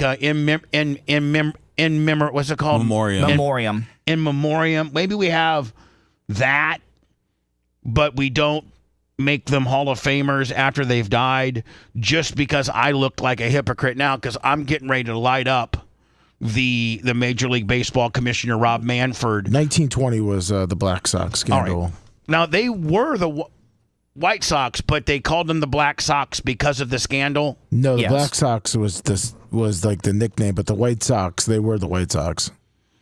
Well, that's what I'm saying. They were the Chicago White Sox. Yes. But because of the scandal, the media and people called them the Black Sox. Oh, sorry. Yes. Am I right? Yes. Right. There was never their mascot moniker were never the Black Sox. No, sorry. They didn't say, for a couple of years we're going to go from the White Sox to the Black Sox. So yesterday, Major League Baseball, Rob Manfred removed Pete Rose and Shoeless Joe Jackson and other deceased players from the Major League Baseball's permanently ineligible list. Manfred ruled that Major League Baseball's punishment of banned individuals ends upon their death. They are now presumably eligible for election into the Baseball Hall of Fame, and it just breaks my heart. It breaks my heart to know. And Seth, I was talking to Seth about this earlier, and the fact that Pete Rose didn't die at 54 suddenly, at a young age. And, Pete Rose died at a very respectful and, average probably death of an in-shape guy at 83. I mean, he was trying to get in. I mean, he's been actively petitioning to get in for, it feels like 30, 35 years, 40. It feels like my whole existence. And yeah, it wasn't like some sort of like tragic death. Like, oh my God, now we have to unban him. Like they knew he was going to die. They knew this was going to happen the whole time. Maybe it's good for the other guys that were on the ban list that Pete Rose dying helped get these guys off the list. But to wait for Pete Rose to die, it's like why they retired Shedeur Sanders' number, Bubba, because they didn't want him to pass without giving him his flowers. And now Pete Rose will never get his flowers. And I don't know how the family feels about it, but I think that we saw this day coming, and I just think it doesn't mean anything. Same thing's going to happen to me. I'm just telling you that right now. Well, you'll take that. I'm just saying the same thing is going to happen to me. We did a show, I did a segment on this year's Radio Hall of Fame nominees. Yes. And I know somebody that works with the main dude, Craig Kitchen. I know somebody who's really good friends with him. And they said that I had some of the highest nomination numbers they've ever seen because I opened it up to the Bubba Army on all my platforms. I said we had the link. Yes, we did, to nominate me on all of our platforms, and we blew everybody out of the water. And my buddy, my good friend, who her firsthand knowledge says, Bubba, they will never put you in the Radio Hall of Fame. Just because of, whatever. What are your wishes, though? Like, if they want to, like, but they're gonna do that to me when I die. Because I have the experience. I have the credentials to be in the Radio Hall of Fame. By all means, I do. As much as anybody that gets, I think they elect like 16. I think they have like 16 to 18 nominees, and they put in 8 or something like that. So out of everybody, and I'm not going to go through the list because I've already done that, but I have as high a credentials as anybody on there. And when I die, they'll finally put me on there. And you know what? Major League Baseball can suck a D because Pete Rose, much like Seth said, he petitioned at young age, in 92, Pete Rose petitioned the league to remove him from the banned list in 1992, 98, 2003, 2015, and most recently 2022, which was just 3 years ago when he was still alive at 78, 79. Now, how much would that have fulfilled an old man and a legend's dream that in 2022 you finally lift the ban and he's in the class of 2022? How much of a warm and fuzzy and good feeling would have that been if he's now in his number? I didn't know this, guys, but I'm just looking at Pete Rose's numbers. Listen to these numbers. 17-time All-Star. 1973 National League MVP, 1963 Rookie of the Year, won 3 World Series, 2 with Cincinnati and a third with Philadelphia. And 4,000 hits. And I think he has the record on Twitch hitter too. Let me see. He has the record on hits, games played. I know they have that. Boom, boom, boom. Blah, blah, blah. I was trying to look at it. He held the record for most hits, most games played, most plate appearances, 17-time All-Star, and so now you're going to let him in after he died last year. Well, they still have to vote him in. So I hopefully all the baseball writers aren't dicks. He's got 15 major league records.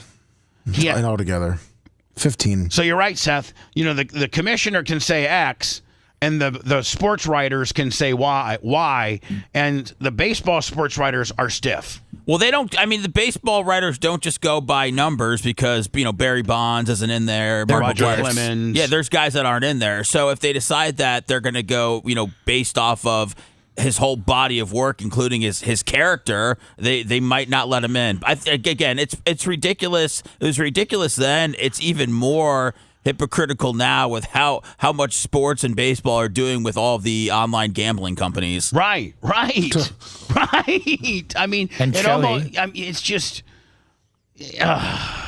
ESPN reports baseball's all-time hit leader Pete Rose has been reinstated. And by the way, let me friend of the show. Yes. Did I give you my Pete Rose bat? Yes, I did. It's displayed nicely in a case. I have a Pete Rose bat that he signed for me. I gave to Lummy. Yes, my favorite player. Major League Baseball.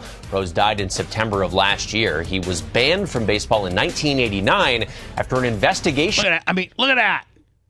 That's a great picture. Is that a great pic? I mean, Pete Rose, man, he was the working man. They don't grow hair like that anymore. They don't. No. And I don't know, Seth, that anybody that gets that much height on a slide anymore. Right, for fear of hurting themselves. Yeah, that's not necessary to fly. I mean, that's a good 4 foot. He was the only player to. He invented the head first slide, did he not? Yeah, pretty much. He had an ass on him too, though. Look at that donk. Yeah, and he played defense, man. He was a really good defender. Determined he had. Remember during the All-Star game, the game meant nothing. I don't even know. Did they take? For a while, there was like a 10-year period where the team that won the Major League or American League that won the World Series then gave the National League or the American League team that appeared in the World Series got home field advantage based on the outcome of the All-Star game. I think they've taken that out. Yes, they have. Okay, so. Back in the day, they were playing for nothing. Yeah, well, they're paying for a paycheck. No, but they were playing for nothing. Yep. So a lot of guys took it easy. They're like, I'm not gonna, hurt myself. Pete Rose, remember, had that home plate collision in the 12th inning. And he trucked the guy. And I think he hurt the guy. Yeah, Ray Fosse. Didn't he end up ruining didn't he? He didn't ruin it, but I think he separated the guy's collarbone and took him out for the whole year. This wasn't Game 7 of the World Series. This was an All-Star game that meant nothing in extra innings, and Pete takes out the catcher, trucks him. Bet on games. I know you've seen it, but I sent you the highlights. Managing the Cincinnati Reds. And here's the thing, man. Pete Rose bet on baseball. He did.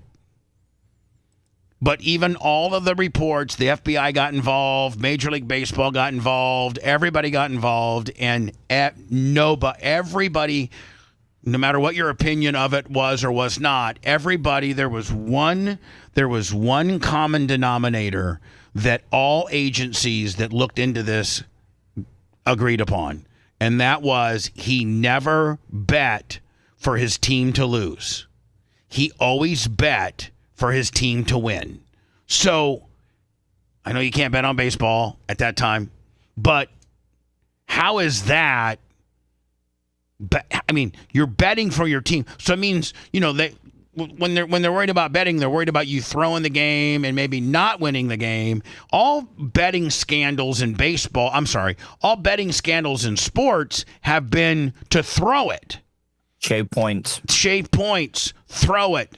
Pete Rose, every transaction he made in a bet and betting on his team was for his team to kick ass and win.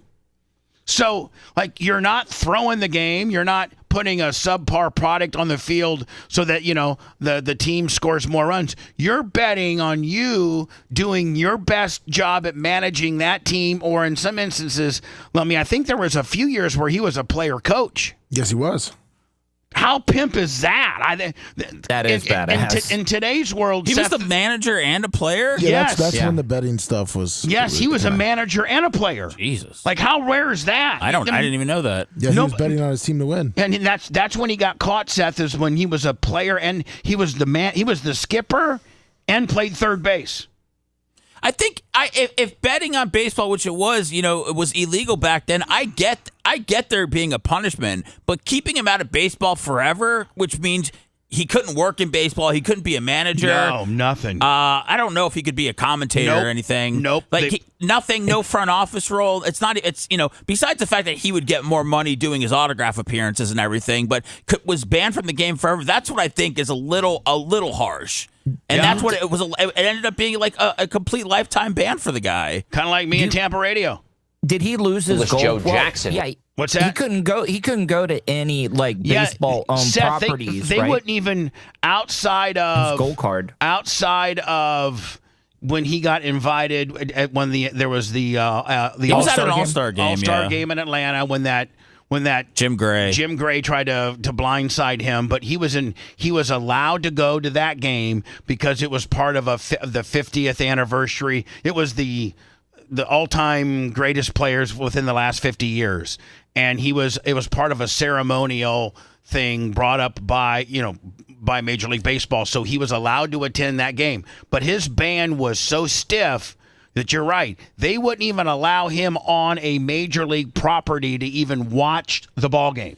And I wonder I know Lummy and Tuttle are big baseball guys, but I feel like this is just part of baseball being stubborn and taking itself too seriously. I mean, baseball is the only sport with like 1,000 unwritten rules. There was a guy the other day that caught a ball, and the manager of the other team was complaining because he didn't like how the one guy caught it. I mean, there's so many things about it, and I just feel like how you flip the pad and how you it's this whole gentleman's game and don't show anybody up and just keep it real sterile. And I just think that's what they were doing with Pete Rose. I think you're talking about the catch that he caught it and he threw it out of his glove toward the other guy. But I'm just saying, there's things about don't run across the pitcher's mound, right? Don't bunt when you're, don't steal bases when you're. There's all these unwritten rules that come with baseball, and again, it's stiff, and I think they take themselves seriously, way too seriously. And I think that was part of Pete Rose for so long, taking themselves so seriously, having such a strict ban is just part of them taking themselves so goddamn seriously. Do you know after you play for 8 years, you get a gold card? You get a gold card after a couple years now. Okay, and what does that mean? You can go to any major league game. Yeah, and minor for the league rest games. of your life. Yeah, you get a gold card. You get 2 tickets. Who'd want to go and watch players that you feel you're still better than playing, and you're sitting there in the grandstand saying, "Man, I wouldn't have been caught looking like that. That guy, you suck." Put me in. Coach, you can get me for league minimum right now, buddy. Well, a lot of guys like taking their families and stuff to get to experience. But I could see you could be an angry player sitting there too. Yeah, kind of like me. Yeah. Right? Yeah. I'd play for free. Hello. Hey, Bubba. I was going to talk to you about a couple things. One was the first, man, it's just wrong what MLB did to Pete Rose. That's terrible. My dad and I started going down some of the stats, and the other player that we got into that has insane stats is Ricky Henderson. Oh yeah. Has he been banned? No. He's in. No. We just happened to just get on it, but we were taking a look at Pete Rose's stuff, and it just transitioned into Ricky Henderson. But the other thing is the manatees, man. FWC does not mess around with them. Like I took my girlfriend up to one of the manatee springs, like up in North Florida, and they tell you like 10 times you are not to touch them under any circumstances. Coincidental grazes. If the manatee touches you, you're fine. If you reach out to touch it, they're going to get you. And when we were in the spring, there were 2 FWC officers just standing above you watching you. Yeah, I think we're taking the manatee gimmick way too far. I mean, we got kids that are being touched at an alarming rate. Tim Tebow, did you see that article? I think either you or Seth sent me. There's 111. Yeah, the IP addresses. Yeah, I'm going to get into that momentarily. And we're worried about, somebody grazing against a manatee. I mean, I think we really need to reprioritize some things around here. We really do. he was saying that one agency that tracks down like who's accessing all that material online has like a total of like 6 or 7 people to do so. That's insane. Trump could really get some good PR if he, made that also a mission as heavily as he's going after illegal immigrants and people that have gotten to our country illegally, and going after people that download, distribute, and manufacture child porn. When we know their IP addresses, we probably know where they're living. I mean, listen, the feds know if you're on your computer from your home or from your work or where they know they'll come and get you. They know where the hell you are. So, I mean, we need to have a task force to go get these. These people are worse than the illegal immigrants that sneaked in. There's a lot of illegal immigrants that sneaked into our country that are now being deported, that, came in here illegally, and they probably should be deported, but they got a job. They're not causing no problems. They haven't hurt anybody. They're just trying to work and stay under the radar, and they're getting caught and being thrown back. I have no problem with that. But I also have a problem when we have an agency that has, tangible, real good, accurate data that shows 111,000 individual IP addresses in the last 30 days of people that are Americans that are living in our country that are preying on children via porn, whether it's producing, whether it's distributing, whether it's trading, and we're not knocking on those people's doors. Like we're not, like that agency isn't getting a hold of, Grady Judd and saying, okay, in Polk County, here's 46 people that have come up on our, deal, and a person like Grady Judd would go do something about it. I just don't think. I think we need to do something about that. I'm going to play that article here momentarily. And why is it that Tim Tebow is the guy that gets this in the media's sight? It doesn't matter. Why Why isn't everyone up in arms over it? Why is it? I don't know. Maybe this agency, couldn't find a celebrity spokesperson, and they found Tim Tebow. And hey, listen, Tim Tebow is effective. Tim Tebow's a great guy, and I'm glad that that the agency found Tim Tebow. And this is Tim Tebow's message I didn't know this information prior to Tim Tebow giving it to me. So kudos to Tim Tebow. And say what you want about the guy. Like, I have all my buddies hate him. Oh, he's a terrible quarterback. And the fact of the matter is, though, when Tim Tebow sees an injustice, that guy mobilizes. He digs into it and is going to get answers, or he's going to light a fire under people's butts to get answers to things. And the dude, his dad was a missionary, and they did in that same interview, he bought the freedom of 6 girls or something from these sheiks or something over in some other country. He tells the story of that too. All right, my man. He called home. Yeah, it's all right. Good talking. You see, you just feel God. He's a Tim Tebow mark. I'm gonna get to that story. I'm not trying to be irritable, but come on, buddy. I know I got it. I'm gonna get to the story. Quit being Brad's mom and telling me what I already know. Just get to it. Tim Tebow is now the spokesperson for this organization that tracks down people that are preying on children. Well, I didn't know he owned 6 girls. That was new information to me. Yeah, well, I think he bought 6 girls' freedom. Wait. Oh, that's super cool. Yeah, but they owe him. When we come back, Lummy, we'll do the Alex Stein gets dental work in Mexico, and the Tim Tebow is now the spokesperson for this. And I hope that guy's not mad at me. He sounds like great Bubba Army. He's not mad. I think he was the one that called about the NBA yesterday. Yeah.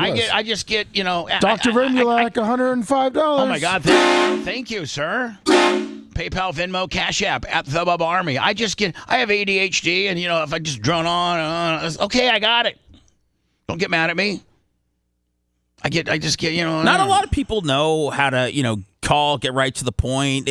Talking is to lost art, Bubba. We can get right to the point if we're texting. Right, exactly. Texting. Act like you're texting me. Bubba. Yeah. It's Jim. Hi, Jim. Listen, I know you're busy, but you might want to look into the Tim Tebow saves a bunch of kids from getting touched gimmick. Okay, Tim, I got you. I'm looking into it, buddy. Thank you. You're doing a good job. Tell Seth, go White Sox. Okay, Tim, thanks. When we return, a little Alex Stein, a little organic video from him getting his teeth fixed in Mexico, the Tim Tebow stuff. And then, we got to probably start peeling back the P. Diddy on the date. Today is, trial day number 2.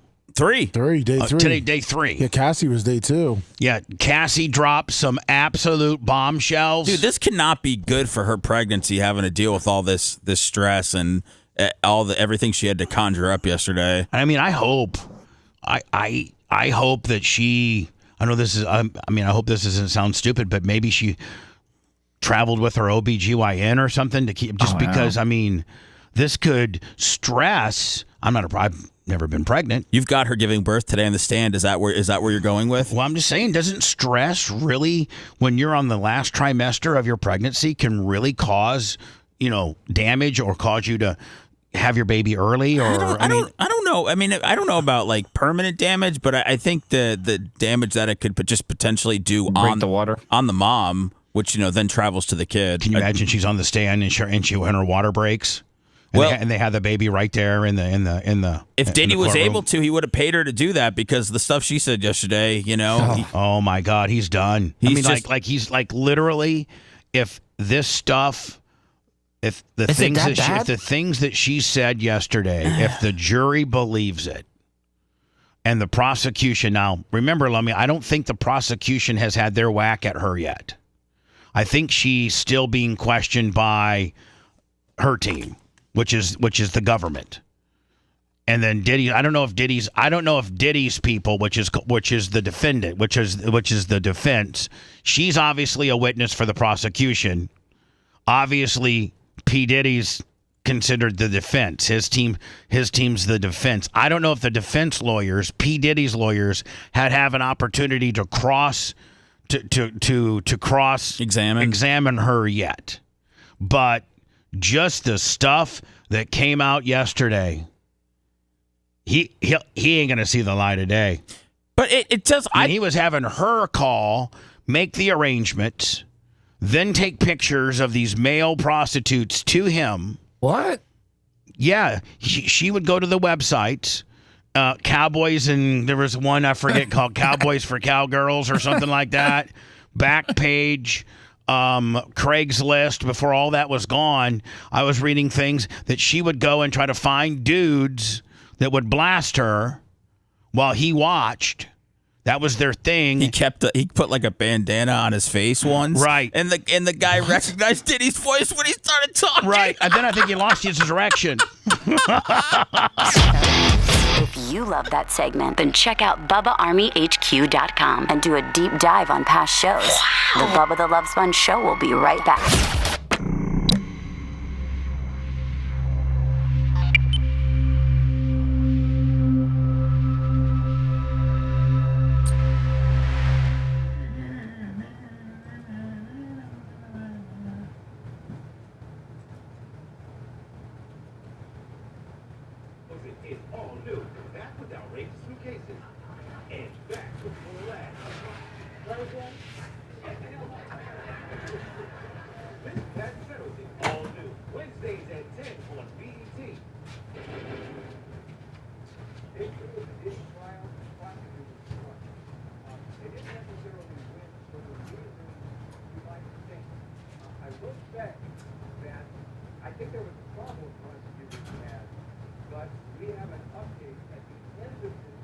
I think Harvey's got a standard uniform. I think he wears that every day. I think so too. I mean, I don't have a wardrobe at all, but I think he does it on purpose. There was damage, and I think this is why the prosecution that Cassie said that Diddy was threatened to release. Okay, so there's that one. Then they got this one where they go back and forth. And then they got this one. This is what we just watched. And then we got this one. Star witness Cassie Ventura taking a stand today in a New York courtroom in the sex trafficking and racketeering trial. Star witness. I think maybe we play. Do we stick with Seth? Do we stick with TMZ? Does Harvey break it down better than ABC? You think? Or I mean, I would guess that ABC is more succinct with. Okay. I mean, we can always try to backfill it with Harvey if we need to. Yeah, it just feels like we have a lot more to get to today. Yeah.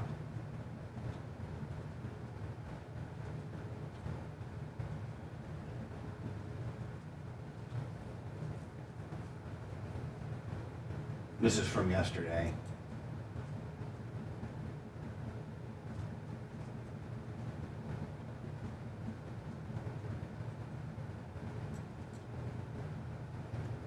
Did you see Pope Leo's brother called Nancy Pelosi a cunt?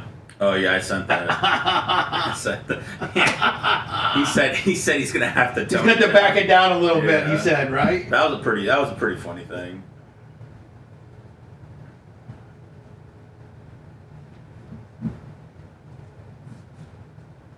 And from what I've seen, the Pope hasn't had to tell his brothers to not be political or to not be themselves. I think they're just realizing.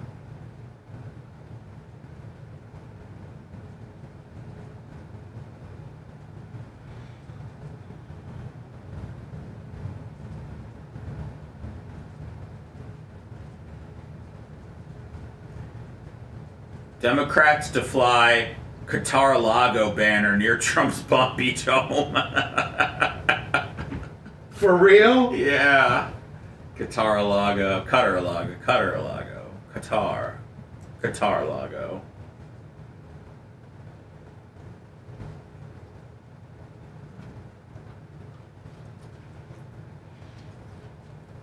The banner will fly from 11 a.m. to 3 p.m. today along South Ocean Boulevard.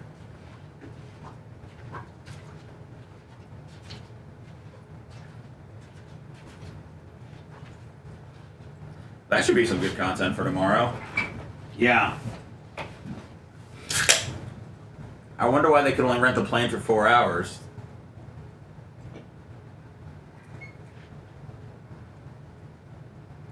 Man, rich people be crazy with what they do with their money.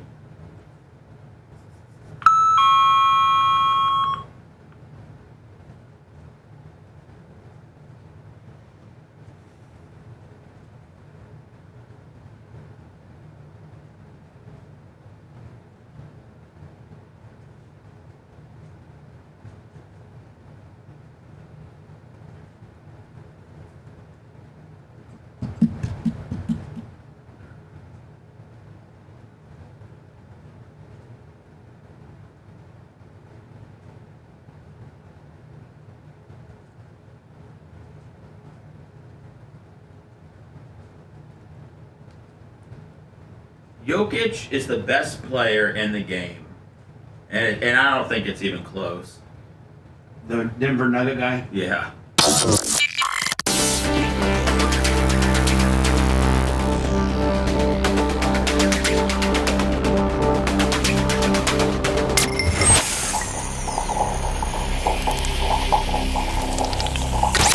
Broadcasting live from the Aquabito studios, aquabito.com/Bubba. It's the Bubba the Love Sponge Show.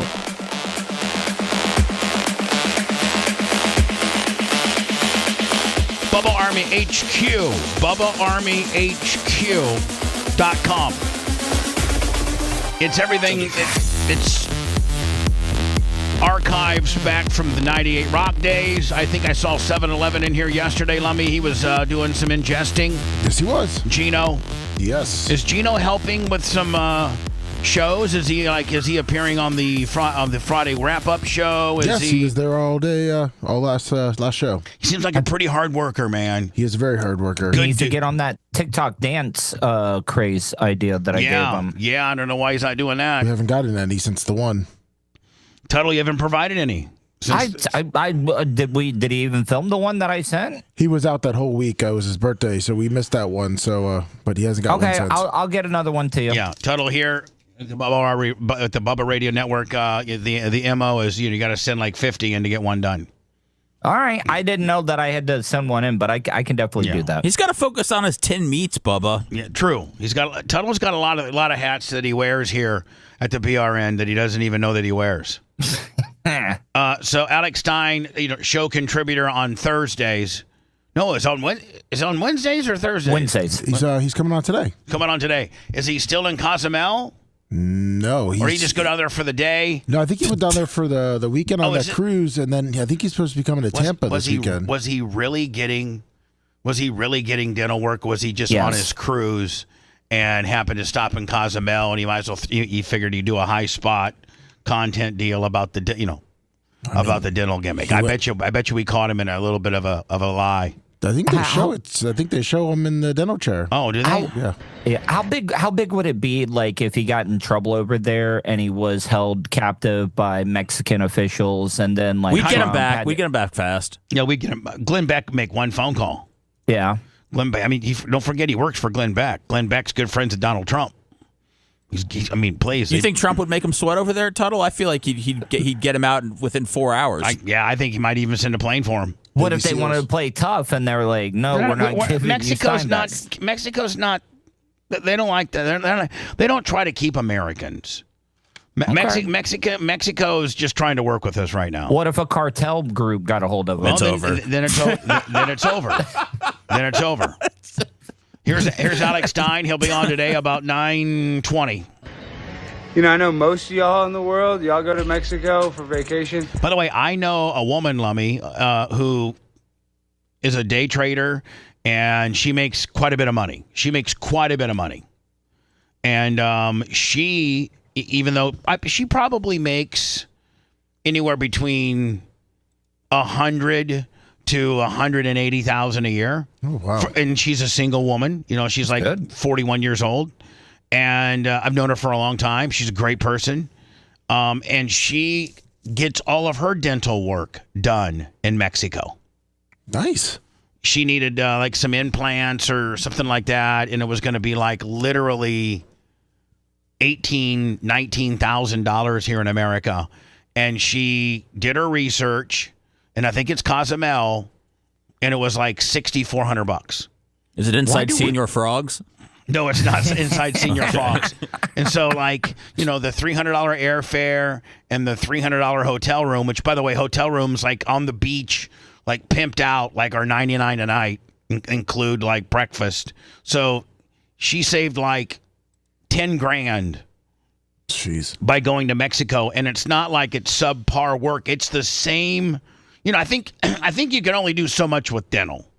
You know what I'm saying? Mm-hmm. Like, I mean, when you get into like maybe plastic surgery, and a guy, maybe one doctor's a little bit better at doing boobs than the next doctor, but like I think teeth are teeth. I don't think you can really mess them up. And if you need implants, I think that you probably pull the. What do? You pull the existing tooth, and then you put a post down. You put a post down in the bone, and then you put the new veneer or implant on the post. I think it's go to the dentist and catch a donkey show while you're there. Yeah, there you go. Get save $10,000 on your implants and catch a donkey show, and stay at the Hyatt for $99. Stay at the penthouse room in the Hyatt for $99 a night. Mexico's probably making fun of us. They think we go to the dentist and we get shot or something like that. Exactly. So.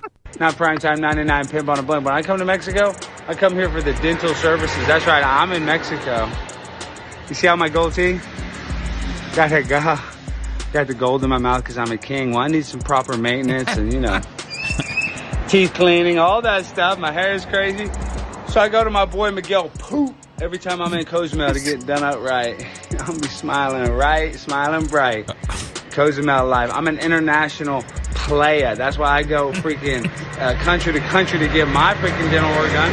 I'm not going to pay some American to rip me off. No, I'm going to get it done wholesale by a legal non-immigrant in his home. I'm the illegal immigrant. I'm getting the illegal immigrant deals. I'm getting I need to play that again. I'm the illegal immigrant. I'm getting illegal deals. American to rip me off. Now I'm going to get it done wholesale by a legal non-immigrant in his home. I'm the illegal immigrant. I'm getting the illegal immigrant deals. I'm getting the free hotel room in Manhattan. I'm primetime 99, and I'm taking advantage of going to other countries. Because that's what a real pimp on a blimp does. When they want to take advantage of us, we flip the script, dog. We go get the dental work done for very cheap. Oh, yeah. So, Seth, you're right. Shows him in the chair. Yeah. I mean, and it looks. Oh, there, I saw pay-per-view. Did you see her, Lummy? Yeah. Do they give you pain medication while you're there? Oh, yeah. I think they give you everything. We're here in Cozumel living that life. I just got dental work done. Going from the dentist to the beach. My mouth is still numb. With my baby, we're here living that life. Wow. You know, Cozumel life. Let's go. And I think he's so good at managing his time and booking when he's going to be somewhere and getting the most out of where he's at, that I think that this was I think he was on a cruise. He might now. I think he was able to incorporate his dental work while the ship was docked in Cozumel for the day. Yeah. He probably got off and went right there. Right. I'm gonna grab that freeze frame of his chick in the bathing suit. Yeah, she's. Now, when are they? You said they're coming Sunday. I think he arrived Sunday. It might be Saturday, but it might be Sunday. I'm not 100% sure. Try to find out if you can. I will. Here is MSHSL, so which I'm assuming is Minnesota State High School Softball League, maybe? Yeah. Section playoff softball already started next week. Chaplin Park enters the postseason red hot, winners of 14 in a row. The Patriots closed out the regular season last night with a 2-1 win over Chaska. Marissa Rothenberger threw 10 strikeouts, only allowing 3 hits and 7 innings pitch. Now, this is... Does this matter that it's from 2024? Or did something new come up? Is it? Well, I didn't know if something new... It's a new article, but the video's from 2024. Yeah, that was just like... There's other videos of her pitching nowadays. So it says April... It says about 2 weeks ago. We need sex screen. The article... And so I guess the footage, Seth, may be a year old, but the article is new using old footage. Yeah, okay. It doesn't look like it's about one in particular person. Right. I think it's about a new... This chick's still playing. I know, but I think the topic isn't this chick as much as it is they want to start this new sex screening process, women's sports watchdog. So this women's sports watchdog group calls for mandatory sex screening after a male student conceals his sex to join girls' softball teams. I think it gives a couple different examples.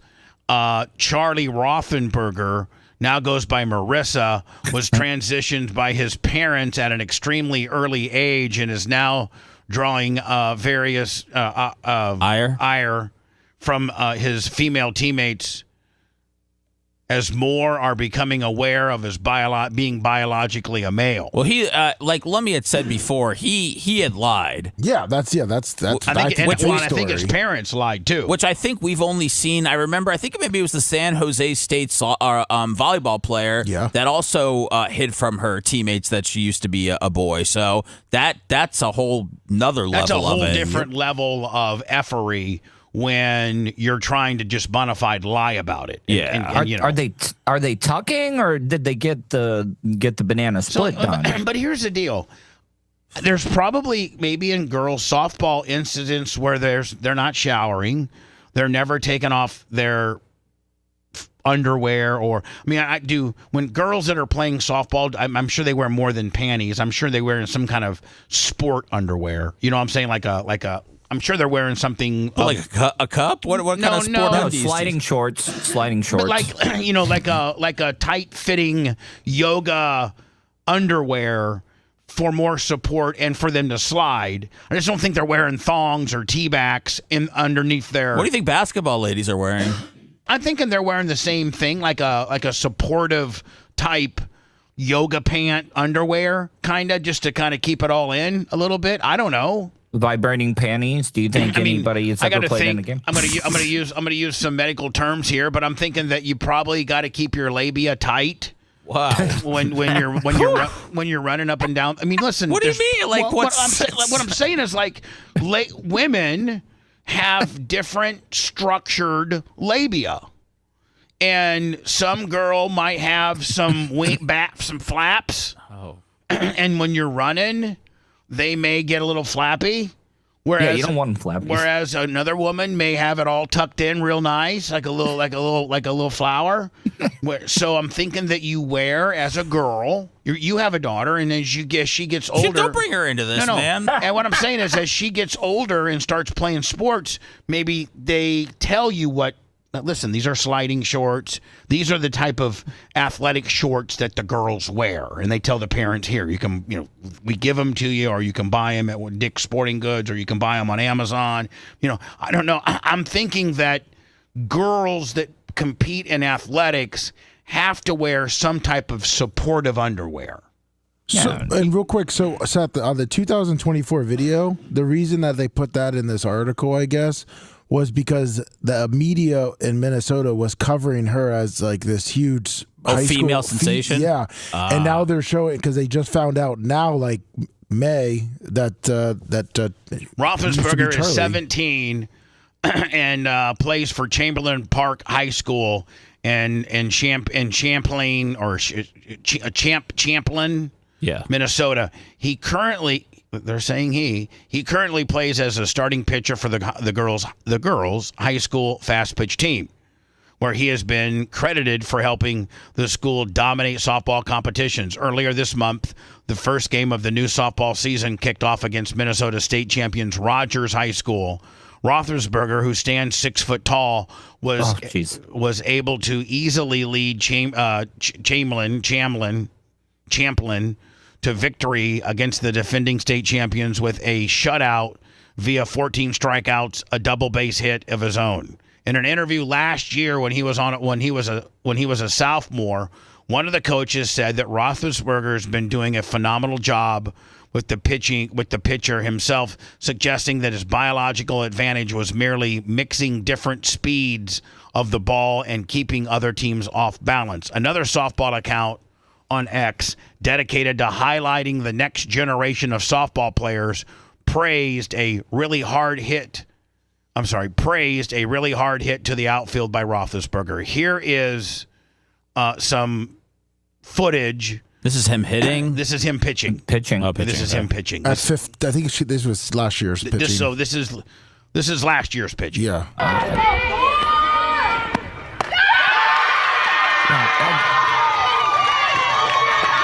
But it looks like, man, now, is that his real hair, or... Yeah, it looks like the parents transitioned them at the age of 9 and had her birth certificate changed. Her name and her birth certificate changed. Oh, wow. I'll tell you one thing, this girl's cute. She's cute.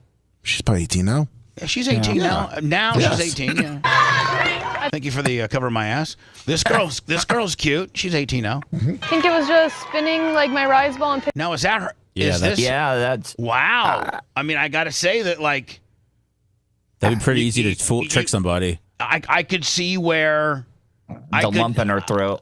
No, you can't see the lump in her throat. I can see where this would, if I was a parent, I would think that this was a girl. Absolutely.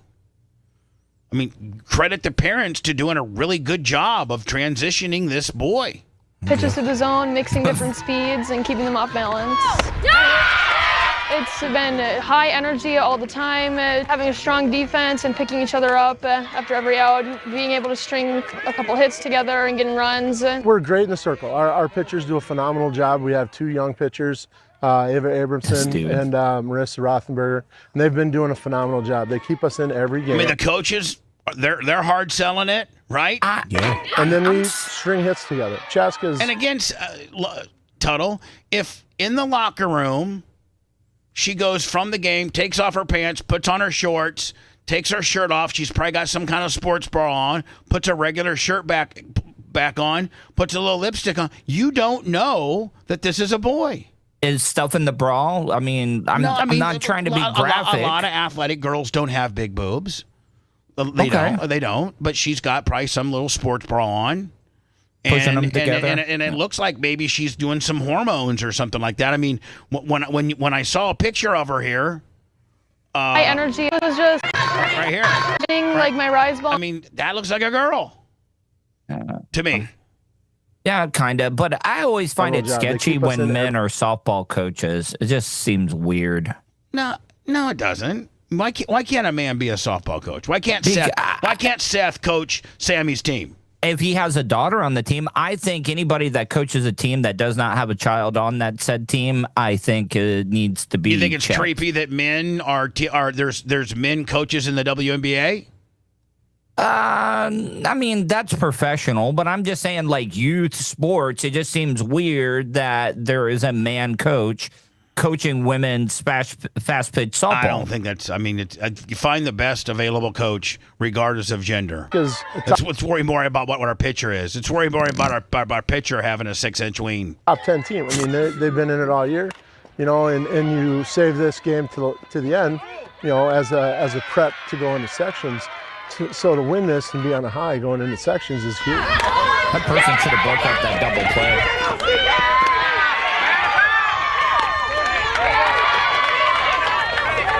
Man, I will tell you, man, these bitches are winging that ball around. They sure are. I mean, they may have a boy for a pitcher, but the rest of the girls are pretty damn good too. You see how she tried to pick the girl off at third? She just didn't hold on to the ball, and she didn't. The third baseman tried to run it to second. I mean, these girls are got it going on. I would have laid that play out. I mean, listen, we're talking about one guy but I mean, the rest of this team, they're fiery. I'm pulling for them. Hell yeah, we got a boy pitcher, and we're good too. Yeah, it looks like. I mean, now at this point, do you put a little bit on that? I mean, I don't think you can criminally charge them, but I think you put a little bit of. I think you put a lot of onus on the parents. They're the ones that are helping, sell this. This isn't. I mean, she's not a dude that. I mean, she's not just a dude that just put a wig on. Is like, I'm a girl. I mean, it looks like they really had some thought into this. Well, they went to the court through the court system to get the name changed and the gender changed at age of 9. So they went through the state. It's still a guy with testosterone though playing a female sports though. Like I don't care. You can get all the. I'm just saying what Seth is trying to say. They're doing a pretty good job at it. Okay, well, do you think that girl has the same amount of testosterone as probably not a 17-year-old boy? I don't know, Seth. Like, we don't know what the parents have done medically. I think that before, listen, it is a boy playing a girl's sport. So let's start with that. But, how far along down the road are they in the transitioning process? If you look at him in that interview, it looks like this just isn't, the average boy puts on some lipstick and you can tell it's a boy. It looks like there's been some great thought involved in this, right? I mean, yeah. To the point where they're trying to get birth certificates changed. I think in order for her to look that feminine from the article that we saw, they've had to start some type of regiment. Okay, what is worse though? What these parents did, or the parents of Danny Almonte, the kid that was in the Little League World Series, that was playing against a bunch of 11 and 12-year-olds, and he ended up being like 14 or 15 at the time. Both of it's wrong. It's both wrong. You're both, you're cheating in youth sports. You're cheating. Now, what's wrong? A boy that's playing with boys but are 2 years older, or a boy that's playing with girls and as a boy? I mean, I think it's still, none of it's right. I don't know. I don't know if it, like, now that they know now that this Minnesota high school knows, and they've come out. And they've described, they've pretty much validated that this is a boy. Does the state of Minnesota continue to allow them to participate? Well, I guess that's the thing they're trying to change because I guess they found out before this year started, the softball season started, and they still let her play. And will this player be able to be recruited by colleges? I don't know. I think this is a. Everything's a case by case basis with these. That's why it's hard to just have one sweeping opinion about no girls and boys sports. I agree. Or no boys and girls. Just because it's like this is way different than anything we've seen so far, right? Yeah. I mean, she does not look like the boxer from Algeria or whatever. Or the girl that was high jumping yesterday in California. Remember? Yeah. And like dominated and like won by 8 foot in the triple jump. I mean, if this girl now is 17 and it was 9 when they started the transition, I mean, that's almost been a girl longer than you were a boy. And I got to tell you, I'm not trying to stick up for this whole process. I'm not. But out of all these instances that we've covered, she looks more like a girl than any of them we've ever seen. Right? I mean, I don't think anybody would think twice. I mean, seeing her would go, man, she looks like a boy. No, you'd have to be told that they've uncovered it via a big scandal, because for face value, from the way she talks and the way she looks, it's not out of the ordinary for her to be a tall girl. Yeah, 6 foot tall, though. It's tall. It looks like 17. they talked to a former player, and the former player said that they just thought they were an awkward girl. Yeah. Now sees signs of it now. But I think I agree with Seth. I think this is, first of all, I don't agree with any of it as far as boys participating against girls. But maybe we start calling them awkward girls, and then that's a way to get them in. I think you might have given them some wiggle room here. Hey, I just got an awkward girl, okay? But it is case by case basis as to how alarming it really is. It seemed like this one's they've really hard sold this, and this has been a very long time situation. All the other ones that we've handled are like the guy last year was a guy, and everybody knew he was a guy, and he got 18th place, and he went over and he won the girls. Right? But it was so obvious. This is way different, which I don't know if it makes it worse or better. Let me on a girls softball team. I'm going yard, setting all types of records. You ain't doing nothing. You can't even get Krista to give you a French kiss. You can't even tongue kiss your wife. So don't tell me how rugged you are going yard on anybody. Should we get a pitching machine and let Tuttle or take him to Celebration Station? Yes, and get a girls high school pitching machine, or even get a really good girl and watch her just smoke Tuttle. I will embarrass. Shut up, Tuttle. I will. Hi, you're on the air. Go ahead. Hey, good morning, guys. 2 things. Bubba's right. My daughter's been playing since she was 8. They do, at around 14, they start wearing what they call Nike Pros. That's what my daughter wears. They're like a supportive underwear. Yeah, or what we played in baseball, we had like sliders, like Tuttle said. Yeah. But they call them Nike Pros, and that is I wouldn't want to. I wouldn't. That around high school start wearing. I mean, your daughter has a ween? No, he's saying, Tuttle, you're being irritating and stupid today. And then Tuttle's kind of right about one thing. I've always been that way about my daughter takes private lessons for hitting and catching, both from female coaches. But if you don't let men coach, there usually won't be enough coaches for the girls because there's just not enough women to do it. But I am a big believer in them getting direction in positions and from hitting and stuff from females because they just know the female body better, obviously. So yeah, I know, but I mean, you've anything that's private, I 100% agree with him. Oh, yeah, you should have a female coach in private. Yeah, absolutely.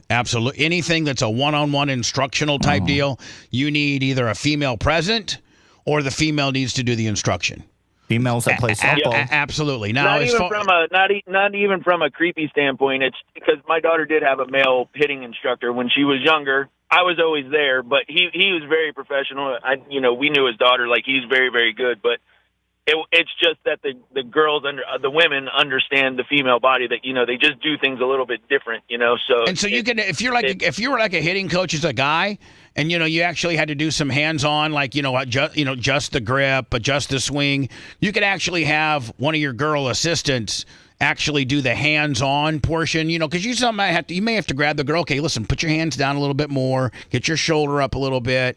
The guy could usually grab the bat. The guy could They'll usually grab the bat to put it in position. All right, buddy. Thank you for your call. I hate when people try to overtalk me, especially Jay Diaco.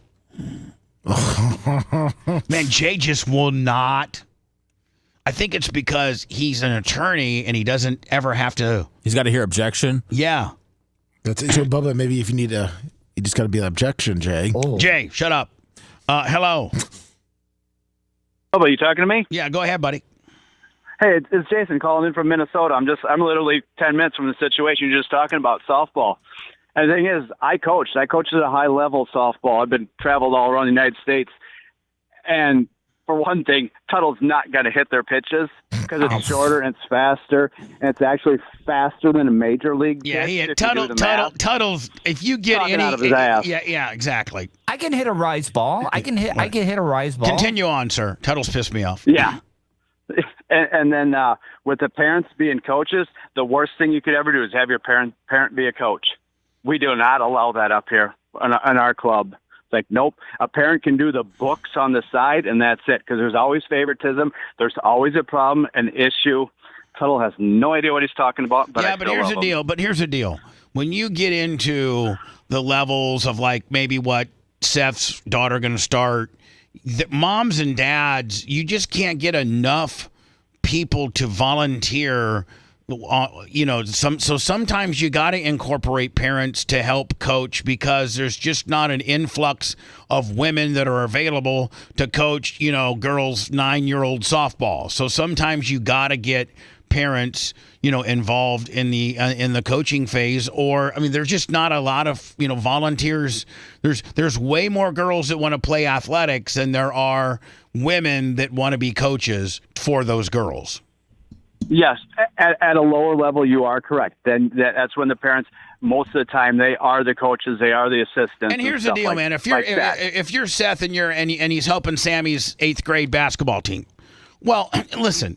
Regardless if he's playing favorites with Sammy or not, quickly you're going to establish within 4 or 5 practices who has the skill set. Who has a better skill set?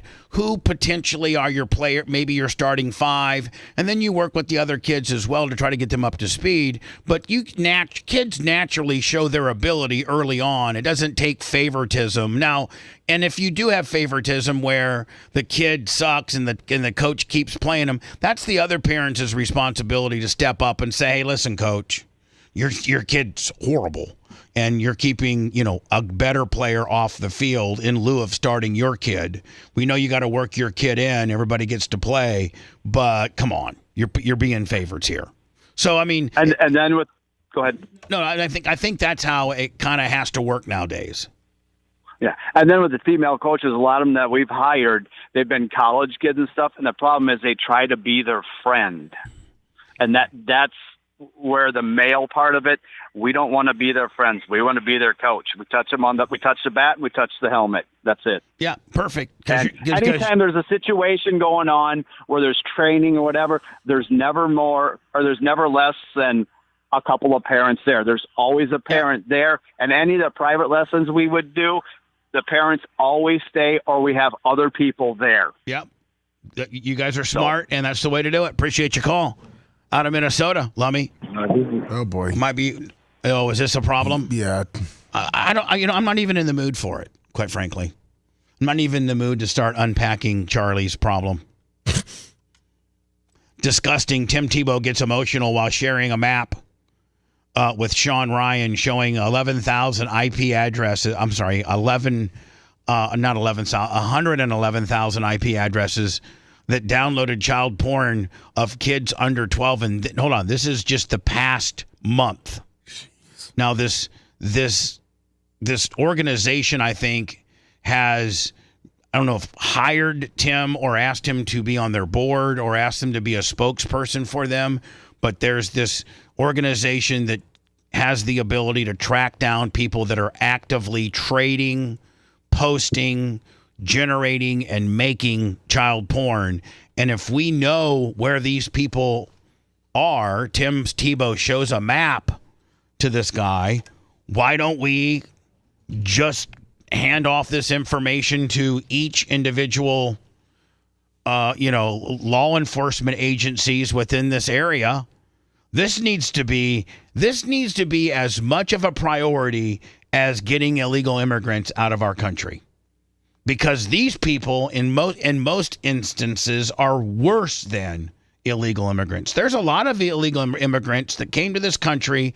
They sneaked over. They didn't fill out their paperwork. They infiltrated into our society, and they're a farmhand, or they're a roofer, or they're a painter, and they're doing a job that the average white guy won't do, or the average American won't do, and they're not causing trouble.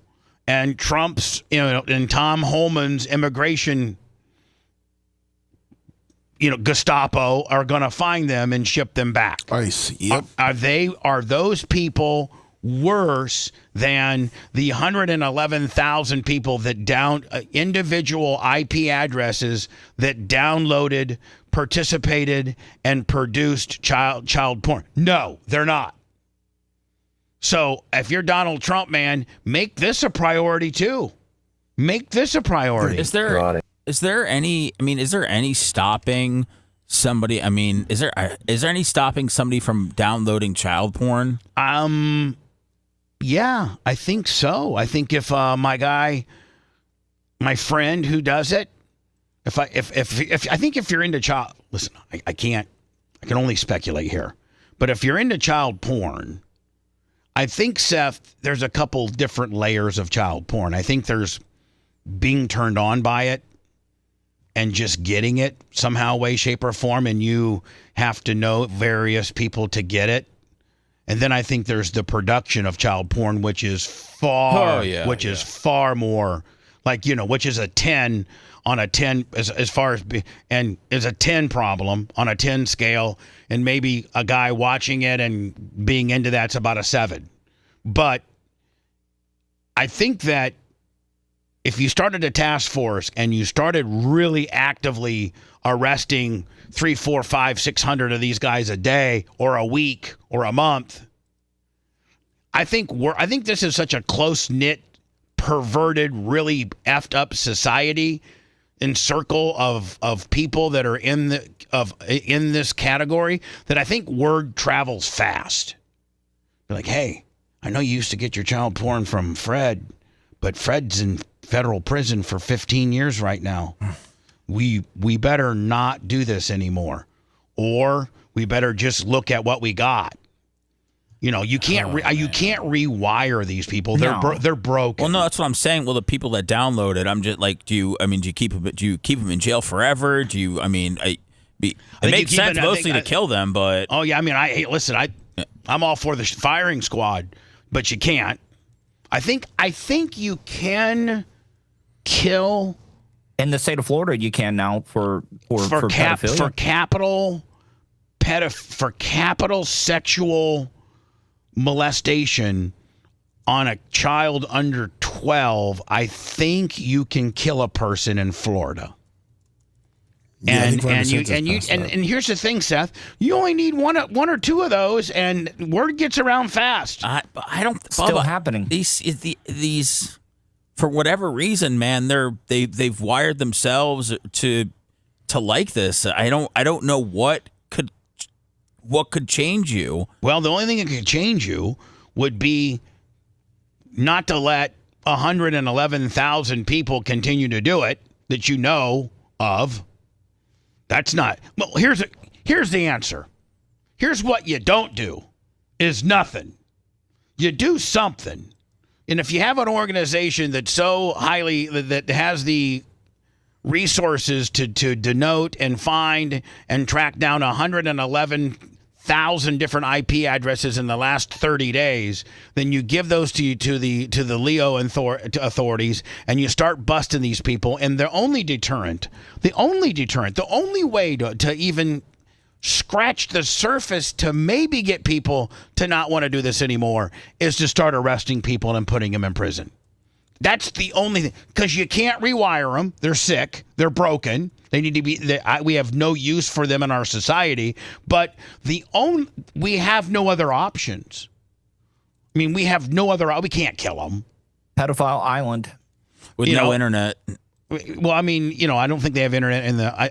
But I mean, yeah. I mean, maybe we turn Guantanamo Bay, a portion of that, into Pedophile Island. And they do their time down there, and it's or we send them to the El Salvadorian prisons. Yeah. But here's the deal: we've got to start busting a few of them, or it's just gonna. If there's no deterrent, well, I mean, if you're driving down the road and there's no speed limit, you have no deterrent to go 40. I'm zipping it up to 90 and getting there as fast as I can. If there's no deterrent to get me in trouble for the porn that I'm watching, I'm going to keep watching it. I'm going to keep watching it and keep telling my friend that likes it too about it. But if my friend is no longer my friend because he's in prison, maybe, just maybe, I'll stop. Or at least you're stopping maybe 1 or 2 children from being exploited. But if you don't do anything about it, and I think this is Tim Tebow's explanations, if you don't do anything about it, what does that say? I brought a map to. I really like Tim Tebow. He really got screwed in the NFL. He's looking good. With you. Oh, he's always looked good. Is this map? Every red dot on that. First of all, that is. Hold on, listen. I want you to listen. I want you to listen to what he says. This map. I want you to listen to his explanation here. Every red dot on that. So first of all, that is a DOJ law enforcement map. It's called the Red Dot Map. Department of Justice. And this is over the last 30 days, and every red dot on that map is at least. And look at Florida, how the red dots are even more red, like more intensity. Looks like the only thing that isn't colored is the Everglades. Yeah, all of Florida, Okeechobee, and you can see Miami, Tampa, and Jacksonville being a more dense red, right? Yeah, actually, looks like the Panhandle is good to go. Yeah, Panhandle, they're not into kids like we are down here. Great guys. A unique IP address of individuals downloading, sharing, distributing child abuse and rape images under the age of 12. Hold on. Not even child porn like 17-year-old cheerleader stuff, but child porn, raping, violating, all under the age of 12. Jeez. Which intensifies the sickness, which turns the 10 to a 12. Which means, like, if I'm Grady Judd and I watch this article, I'm getting a hold of my detectives and saying, get a hold of the DOJ and give me get Polk County red dots. Give me all the red dots right now. We're doing Operation Red Dot this weekend. And there's over 111,000 of them just in the U.S. of the last. And look, the larger municipalities, Chicago, Detroit, San Diego, Los Angeles, Tampa, Houston, Dallas. Look at New York. Look at New York. Oof. Look at the whole, like this whole northeastern seaboard right here is just, that might be the highest concentration of all of them geographically, right there. 30 days. And by the way, this is just 30 days old. And I wanted to bring that because I think it brings to life so much of the evil that we're trying to face. And people will say, well, that's just over there and it's in those countries and it's all of those places. And it's not. Sean, it's right here in our backyard. It is right here. And out of everyone, and some people will say, okay, well they're just downloading and sharing it and distributing it, but they're not. 55 to 85% are also hands-on offenders, and your average offender has 13 victims in their lifetime. 13 victims. Every one of those red dots is. I've often heard that a person that has violated a child in this manner, I heard it was like 28, but maybe it's 13. But I mean, it's not an isolated incident. If you're into this deal, you have a lot of other victims, not just one. And Tim says 13. There's a boy or girl that is suffering on the other end of what they're sharing, downloading, or distributing. And I wanted to share that with you because I know that if I'm Donald J. Trump, just like you got Elon Musk to do your Doge deal, I'm calling Tim Tebow and say, Tim Tebow, will you be my Tom Holman of child touchers? I actually saw that Bongino the other day said that it's their number one priority to make sure that children are safe. Well, I feel like I saw that, and I feel like Tim Tebow is well perceived, educated, and would be a great face for our United States government to start tracking down these bad people. Tom Holman's doing it on the illegal immigrant side. What if we had the same wing of government with the resources and the officers and stuff that we're coming in and we're now putting a dent into this? You're not going to get them all, but let's say we got half of them. Let's say we got 50 or 60,000 of these scumbags off the streets. That's 50 or 60,000 images and instances of children not being exploited. Your heart breaks for them, and I think that map brings to life the evil that we're trying to fight, and it's why one of our hearts is to get the Renewed Hope Act passed through Congress, because it takes the law enforcement officers right now and victim identification officers at C3, and that gives you a better view of the map right there. Look at the Tampa area. Look at Tampa. Yep, amazing. Some of my favorite people in the world, but there's 7 of them.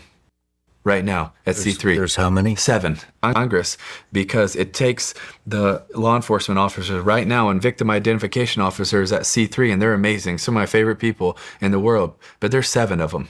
Right. We have 7 guys that are now at C3. There's how many? 7.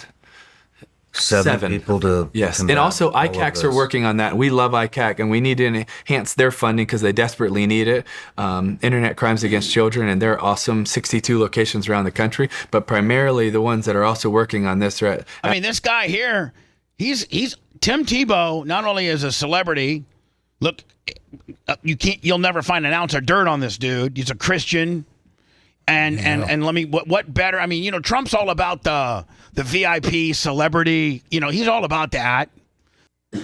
Put this guy, make him your Tom Holman to go after pedophilia. There you go. Man, catch a predator. There wouldn't be there wouldn't be a politician that would oppose that appointment. Democrat, Republican, Independent. Hell yeah, I'm voting for that. At C3, and we want to get the Renewed Hope Act passed because it would take it from 7 to 200. And now we have a much greater chance if we have all of those officers that are trained and equipped to be fighting against this evil. And again, that's the last 30 days. And that's not getting into live streaming or sextortion or grooming or so many of the other issues we're fighting. That is just in peer-to-peer networks of them sharing and distributing child rape images under the age of 12. This is 12 and under. 12 and under. Still got some pretty damn big arms. Yeah, he does. He could choke out a predator. 111,423 unique IP addresses. Did you say 423,000? And some people will say, well, that's just, they're just downloading it and they're just sharing it. Oh, I watched this. Listen to Tim. He goes, no, that ain't. And no, it's not just that easy. You have to go in, you have to download it, just, a peer-to-peer, and then you have to be able to download all of these images, and then you're sharing them. It's not like this just happens by accident. It's not like, I just looked at a bad picture, and it's not like this is a photo of a baby in a bathtub. No, so many of these are brutal brutal abuse of children. And when we go back to those 50,000 boys and girls that are unknown in the ICSA database that we were talking about before, out of those 57,000, over 3,000 of them were infants or toddlers. God damn. If I'm Donald J. Trump, man, I can't get this guy on the phone fast enough saying, listen, buddy, I got the biggest budget in the world. Tell me what you need. You want 200 officers? I'll give you 2,000. I mean, there's not a person in the world that there would be people that hate Donald Trump, like Seth's mom, that would say, I like this program. I'm for this one. I know, Macho Man. I just got to get through this, and I'll. Oh no! Plus, Lummy, you know what? Plus, I got Alex. Here we do. Oh my God, I'm so late. If you want 24/7 on-demand Bubba and the crew, go to BubbaArmyHQ.com right now. The Bubba the Love Sponge show will be back after this.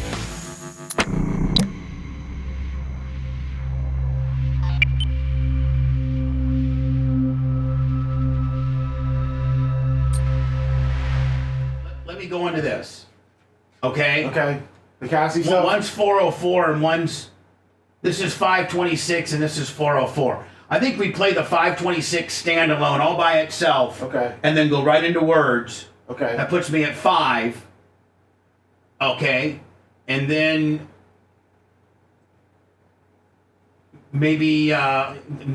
We gotta burn another one. Yeah. So I was telling like maybe 9:25, 9:30. 9:25. Okay. Yeah. And he comes in Sunday night. Okay. Give me his travel information. How about?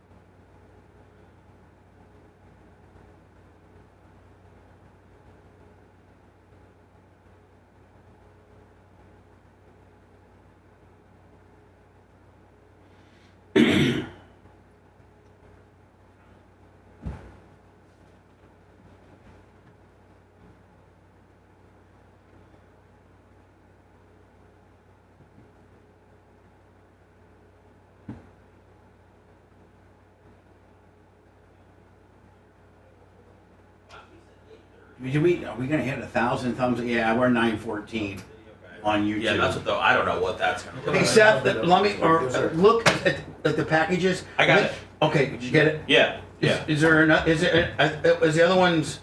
One's back there. Let me check the other one real quick. Yeah, check the other one. I wrote down. Okay, I wrote down you had a package. I got another one coming. Guy mailed all his cards. He emailed us last night. Oh, really? Yeah. You never know what that's going to look like, but I do like going through them, at least for a short time. I mean, have you ever gone through a guy's cards and there was something there? Not really. But I don't. This just seems like There's a reason why, like the cards from my era, it just was just What's up, Kabuki? they just super saturated the shit. And everybody got a fucking. There's just so many out there, and they really weren't getting anything specialized at all as far as. It was just people were just collecting. What's up, Felix? Got the box, buddy. And they were just collecting for their favorite guy. That's it. You got jerseys. Yeah, no, I mean it started as an innocent hobby. Now it's a business. For a lot of people, not just the companies. Junk wax era. People, if you ever... I've seen guys bring it into card stores all the time, man. The guy at the card store runs from the junk wax like it has AIDS on it or something. I mean, that's just...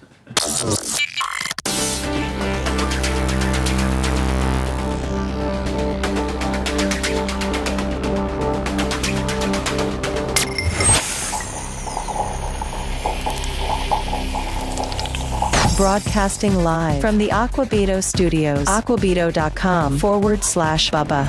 It's the Bubba the Love Sponge Show.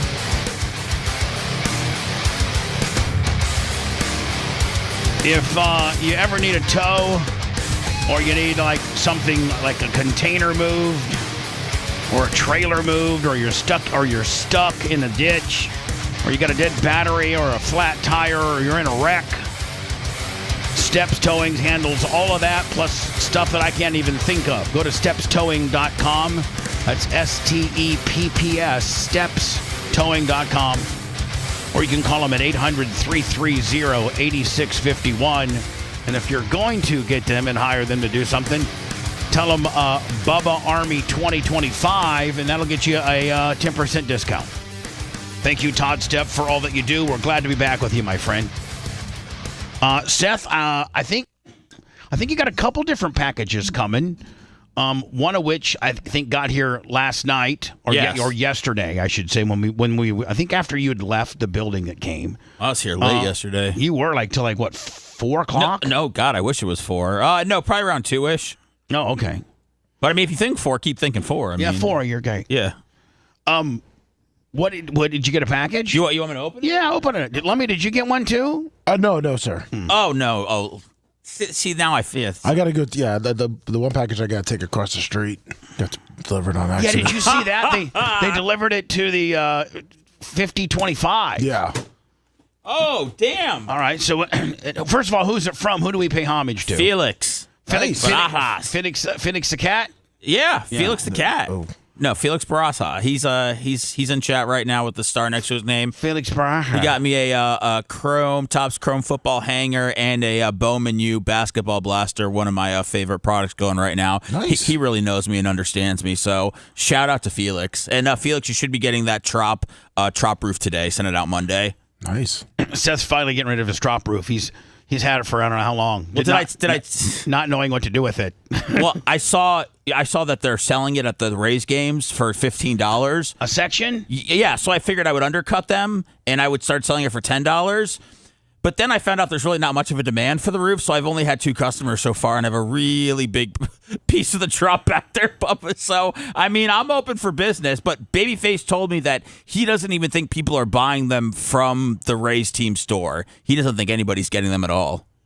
Yeah, I think that I don't like if it was signed by the players, maybe. Well, I mean, what if a piece of your favorite racetrack, I don't know. Yeah, probably not. Never mind. Okay. Here is ABC's national news. I think last night with what's the guy's name? I don't know what his name is. David Muir. Yeah, there you go, Dave. Thank you, Tunnel. Breaking down day 2 of the P. Diddy trial, which I'm sure we'll get into it with Alex at 9:25. Star witness. I figured no, it's not David Muir. It's a fill-in. Okay. I figured we'll run through this. Let me do words. Okay. Then short space it. Then words again. and then Alex. Perfect. But it's going to require me to play this without me I may have to start and stop it a few times for a copyright deal. Maybe. I don't know. Star witness Cassie Ventura taking the stand today in a New York courtroom in the sex trafficking and racketeering trial of Sean Diddy Combs. This trial's marked the first time Ventura and Combs are seeing one another in person since their 2018 split. Federal prosecutors claim Combs used lies, drugs. Look at nice depiction of the boobs. Yeah, I should see the belly. Threats and violence to coerce his ex-girlfriend. What is she? Right there. What is she, Jesus, and she's got holes in her hand? Yeah, I was going to ask that. It's Violence stigmata. To coerce his ex-girlfriend into sexual encounters with male prostitutes. Ventura said the alleged sexual encounters typically lasted between 36 to 72 hours, the longest one lasting 4 days. Ventura is currently married and pregnant with her third child. She told the jury today about how the hip-hop mogul controlled her life and their relationship, describing the alleged physical abuse, saying, quote, "He would bash my head, knock me over, drag me, kick me, stomp me in the head when I was down." And here's the deal. That sounds horrible, but that's almost verbatim of what he did in the infamous tape that they've watched now probably 3 or 4 times from the hotel, right? Yes. So, kind of validates, her saying that's one thing, but when you have a videotape that shows almost those identical actions, he did it. He did it, and that's the way he rolls. Combs has pleaded not guilty to all 5 charges he's facing, including racketeering conspiracy, sex trafficking by force, and transportation to engage in prostitution. A warning for our viewers, this story may contain accounts, descriptions, visual content of actual or alleged events that some viewers may find disturbing. So for more now, let's bring in ABC's Rena Roy live from outside the court. When they put that disclaimer on it, I can't watch it fast enough. Room, along with ABC News legal contributor. In fact, they should put that disclaimer on everything, even on the rated PG stuff, because it makes people want to stick around more. And trial attorney Brian Buckmeyer. Rena, we will begin with you. Cassie Ventura, of course, on the stand most of the day. She's talking in graphic detail at times about her participation in these freak-offs. So what did we learn so far today?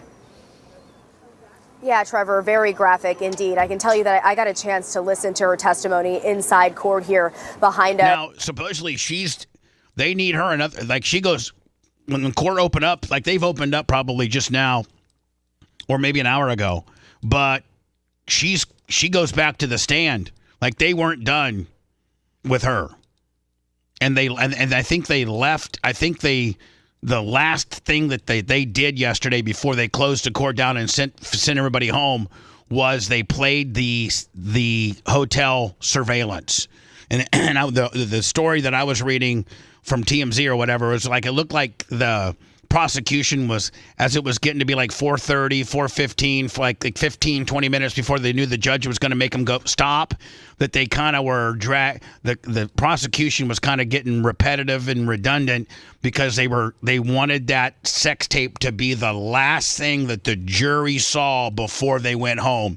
So the prosecution actually was kind of stalling, and proceedings started kind of getting redundant and repetitive, and then boom, right when the time was there was another 15 minutes left before the judge dismissed everybody, they hit the tape from the surveillance tape from the hotel room, and that's the last thing the jury saw before they went home. I mean, in cases like this, some of it's, how good of lawyers you have and how good they're posturing. And what better way than to leave them going home with that to think about all night, right? That's true. And she was emotional. She broke down into tears at one point when she talked about participating in those freak-offs. She says that she was just 22 years old, had just turned 22 when Combs first proposed to her, those drug-fueled sex marathons with escorts. She says eventually, though, they became almost weekly, and that they lasted on average, as you said, about 2 to 3 days, the longest one 4 days. And how do you last for? No, he would keep having the guy come back. Okay. Yeah, it was She stayed awake by drugs that she says Combs gave to her, including ecstasy, cocaine, and Molly. She testified that those freak-offs made her feel dirty and worthless, but that she felt like she did not have a choice but to participate because she By the way, she signed a 10-album deal. I found out yesterday through testimony she signed a 10-album deal, Lummy, and he never released an album ever. And he made her go. He made her go and record like nine as much music that would fill up 9 albums, and he never released one song or album from her ever. Dick. Combs would become violent with her. As you pointed out, she says that he would bash her in the head, kick and drag her, and that she didn't know what would happen if she didn't do what he wanted her to do. She told the jury that she tried to express her feelings about participating, but in at least one text message shown to the jury, Combs told her to make it happen anyway. Trevor? Brian, given how emotional and explicit all this testimony is, what kind of strategy do you think we might see from the defense attorneys in cross-examination? Yeah, so again, the defense attorneys, I think, Lummy, are going to pick up with Cassie today, starting to try to diffuse and debunk and show her to be either irrational or a liar. So all of, Diddy's lawyers are going to be hammering her today. By the way, the hotel video is her leaving a freak off. Yes, that was right. And she was over it. Yes. Yes. I think the defense is going to try to... Yeah, great observation. And that came out yesterday. Her trying to escape the hotel room was in the midst of a freak-off, and she was over it and wanted out. Yeah, we had thought like maybe Diddy was sleeping and she snuck out, but he was in the shower. Right. And that's why, obviously, the robe. Yeah, right. Or the bath move towel. away from the emotion and some of the more explicit... And we never knew that. We just thought maybe they were fighting or she was trying to leave. But that was in the middle of a said freak-off. That's insane. Terminology that we're seeing in this case, and try to go for a much more logical argument that they're making, that Sean Combs participated in domestic violence, allegations that would rightfully so be attributed to state charges, but that there was no racketeering conspiracy. There was no sex trafficking. It was domestic violence for domestic violence sake, based on jealousy, infidelity, and just anger. And so I think that's the angle they're going to take. But some of the testimony, as Rena pointed out, and just how Cassie is on the stand, that's going to be a very hard argument to distinguish between the different types of force and how they were used. So, Rena, Diddy is there in court. He's watching all this testimony from his ex-girlfriend. There's also many of his own family members there. Did we see any kind of reaction from Diddy today? Right. For the most part, he appears to be pretty focused on Cassie Ventura, his ex-girlfriend. He is listening intently. At one point, we saw him scribble down some notes and speak to his attorney, but other times he appears to be more passive with his hands in his lap at the defense table with not really a certain kind of expression on his face. She, on the other hand, has not appeared to look at him once since she took the stand. She has looked at her You look so good there. That's not a very good picture. husband, who is inside court to support her. Remember, this is the first time that Combs and Ventura are seeing each other face to face since 2018, so you can imagine how this might feel for both of them. Brian, how do you imagine this might land with the jury hearing all of this extensive testimony of this nature? So I think at this point with direct examination, without anyone coming up and crossing Cassie, I think the jury is looking at Sean Combs, and I was in court this morning to see as a monster. Some of those looks with disgust, with disdain, to think about how one individual can do this to another in this way. And so I think it's going to be a high hill or even a mountain for the defense to kind of walk this case. I don't know how the defense crosses her and makes her look bad. I don't understand because, I mean, the tape speaks volumes. The tape aligns with her testimony. They had the male prostitute that peed on her, was paid to pee on her, testify. All that is indisputable. The jury to suggest that, yes, Sean Combs, as Tenny Garrigo said in opening statements, has done some indefensible things, but it's a matter of what he's being charged with and what he did. A very difficult distinction because I think earlier on in her testimony, it seemed much more about domestic violence. Now we're starting to see the allegations and some of the facts that bleed into that sex trafficking by force, fraud, and coercion, and that enterprise, that criminal enterprise that the government alleged is surrounding Sean Combs' the inner circle. Because when she looked at some of those photos of the security guards, the chief of staff, at least for me, as I sat in that courtroom, I could hear the tone of her voice change. I can see her body language change, and you can see that she had some very particular feelings of maybe even fear in describing some of these individuals, and I think that's really proving the case for the government. Brian Buckmeyer and Rena Roy, both with that in-court perspective. Thank you both. Anyway, day 3 starts today. We'll get in a little bit more of it, Lummy, but we got a break. Yes, we do. Alex, probably 9:25. Want to listen to the show on demand and on the go? Enlist today at BubbaArmyHQ.com. Sign up and start listening. The Bubba the Love Sponge show will be back after this.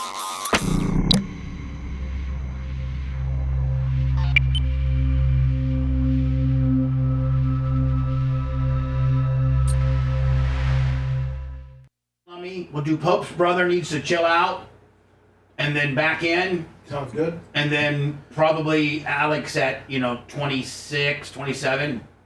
Let me see if I got anything faster. Here's AOC. We could do that. Big body Latino. Big body Latino. Big booty Latino. This is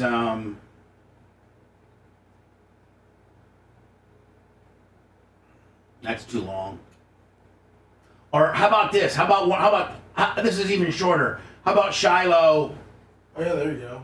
The locker room tour. Because I did talk to him yesterday, so I could say I talked to him, and so that in this, we'll do this. We will do this.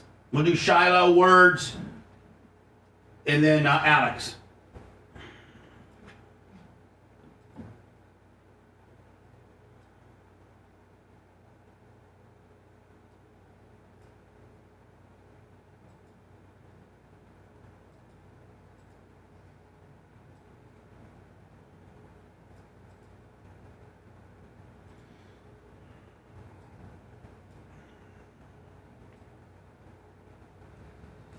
Let's see. What's the weather today? No rain? What the hell? Oh, for like a whole week. Tomorrow, you said? Not for a whole week. Oh, not for a week. Okay. Turn it upside down. Love to hear it. Love to hear it.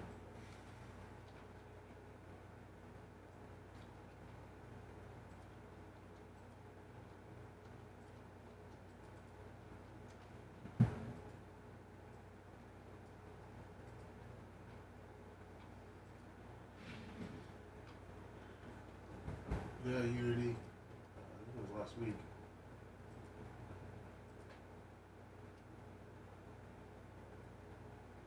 Ooh, no, Knicks and Celtics at 7 tonight. Ooh. Game what? Game 5? Yeah. Pacers closed out, right? Yep. They're gonna start off on the road though.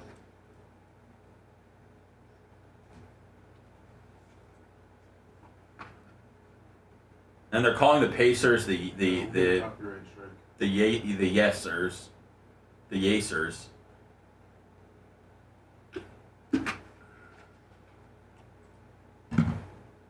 Yeah, I didn't know. It looked like Tatum broke his ankle. I should have known it was an Achilles. Was that the Knicks guy? Celtics. It's going to take a while to get him back. They were talking about the Celtics having to move a few pieces in the offseason, so I don't know. Who's the big, sexy free agent or agents? It's Giannis has Giannis has 1 year left on his deal, I think, so he's the major one. Kevin Durant's going to get traded, which will be cool. That'll probably be Kevin Durant's definitely going to go. I don't know about Giannis. Every team wants Giannis. Well, everybody wants him, but they're going to have to buy out that last year, aren't they? No. He'll sign the deal with Milwaukee, and then they'll trade him, I believe. Oh, a sign and trade? Yeah, I think it'll be that. What's up, Lunger? What's up, Thomas? Now, what does what's he get? Two, 3 first rounders? It depends on what players he would get back, but he's probably looking around like the 8 picks value. 8 picks? Oh, well, I mean, Mikal Bridges and Rudy Gobert went for 4. I mean, Giannis is one of the top 3 players in the NBA. Yeah. Better than Luka. So, like, maybe 3 number 1s? It would if he only got 3 number 1s, then they'd have to get a couple of really good players. Yeah. And 4 number 2s. There's only 2 rounds of the draft. Yeah. What's up, Jay Bowler?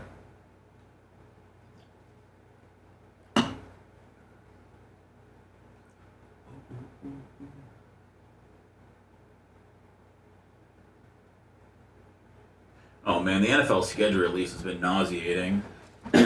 Just drop it at once. I know. International games. I mean, it drops at 1 o'clock today. I don't know. I feel like I know the schedule.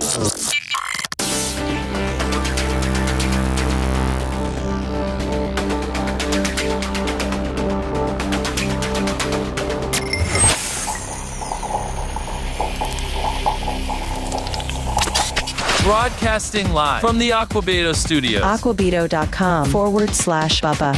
It's the Bubba the Love Sponge Show. 955 thumbs up on YouTube. You know we got to get a G. Got to get a G-ball. Big E7375, $25. Title Wednesday. And if you're watching us on Rumble, the 6,000 or 7,000, thank you. Just give us a follow if you could, please. And maybe a thumbs up. Both. Be proactive. Rumble's giving us a great push. We're kind of like their early morning show that they're promoting. We appreciate it. Thank you, Sarah. Vivian. Was it Vivian? Yes, Vivian is her name. Then Chirac. I actually spoke to Shiloh Sanders yesterday. I felt as if he was kind of ghosting me a little bit. I sent like 2 or 3 texts, and he didn't get back to you? Didn't get back to me at all. I finally just laid it down. I go, hey, listen, bro, if you need anything in Tampa, just get a hold of me. I'm pretty well connected. I can probably help you. As you know, your dad's one of my best friends. I'm always here for you. But I'm not going to sit here and continue to text you and you ghost me. So I got you. I wish you the best. There's a good buzz surrounding you right now.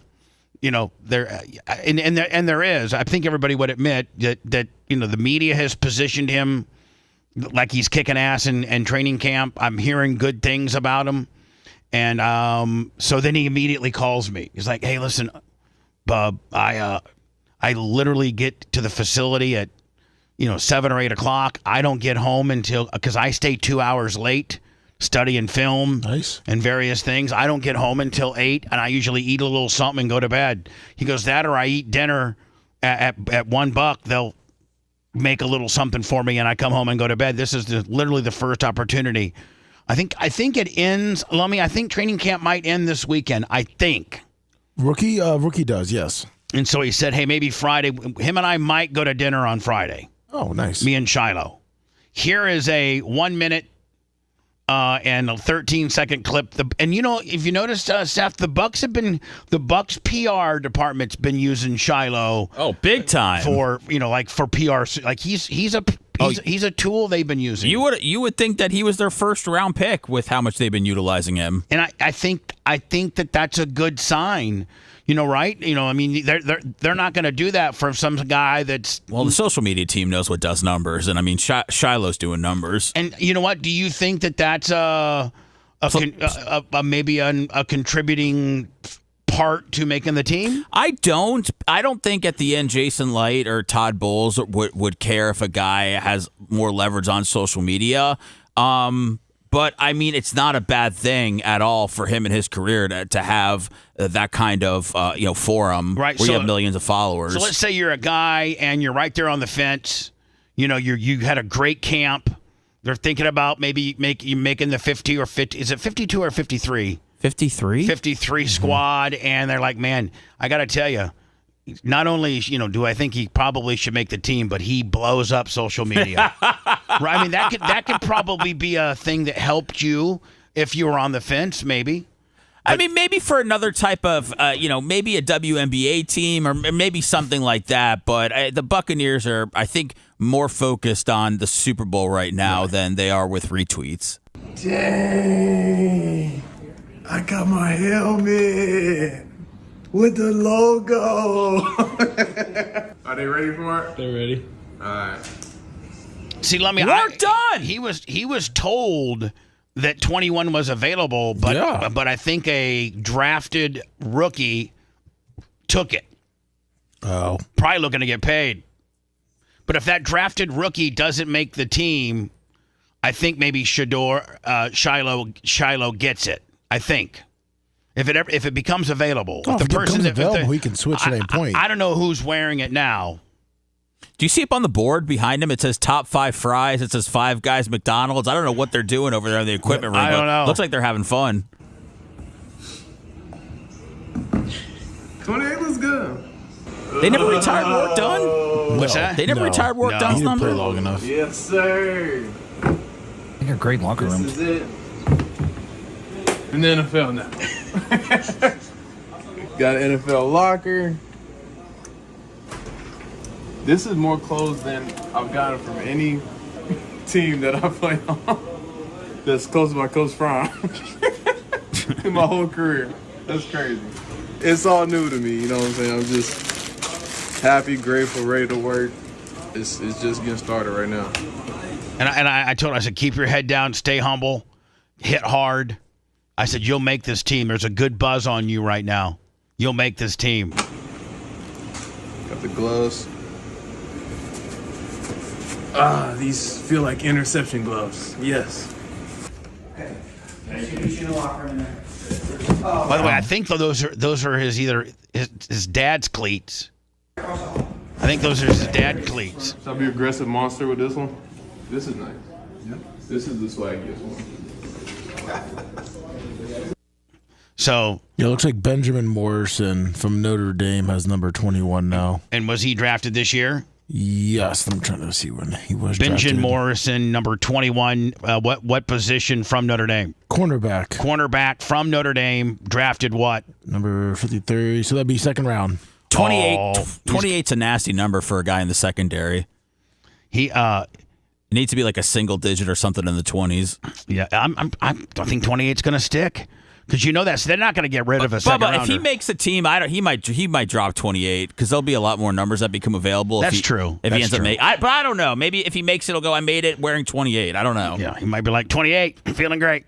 Lummy, I got to go, man. Because I got to get Alex in, and I'm late. Sounds good. If you liked that segment, then you'll definitely like the new redesigned BubbaArmyHQ.com. We'll be back to the Bubba the Love Sponge show after this.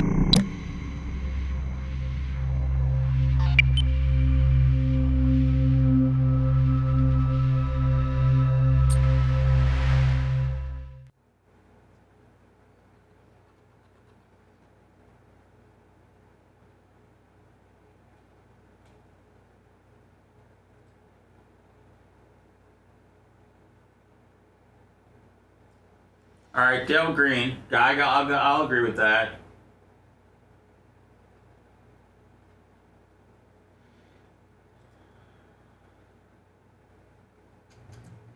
Yes, it's not a wonder they didn't retire Warwick Dunn. He only played like 4 years. Oh, he did? But he went to Atlanta, didn't he? Yeah. But followed Rich McKay there. He still does so much work. I mean, not that they should retire his number, but he never stopped building houses in Tampa. Oh. Yeah, he still does that. Yeah, he does it here and in Atlanta.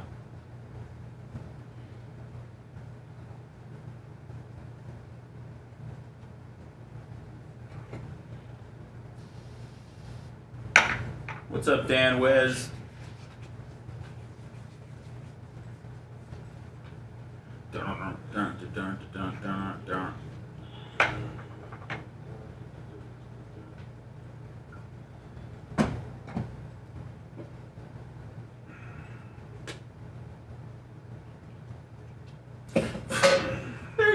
They're covering MLB reinstating Pete Rose and Shoeless Joe, and they're showing a clip of Field of Dreams. Oh, showing Shoeless Joe. I mean, I know there's no motion from when, he was playing, but maybe throw up a picture or something. Yeah.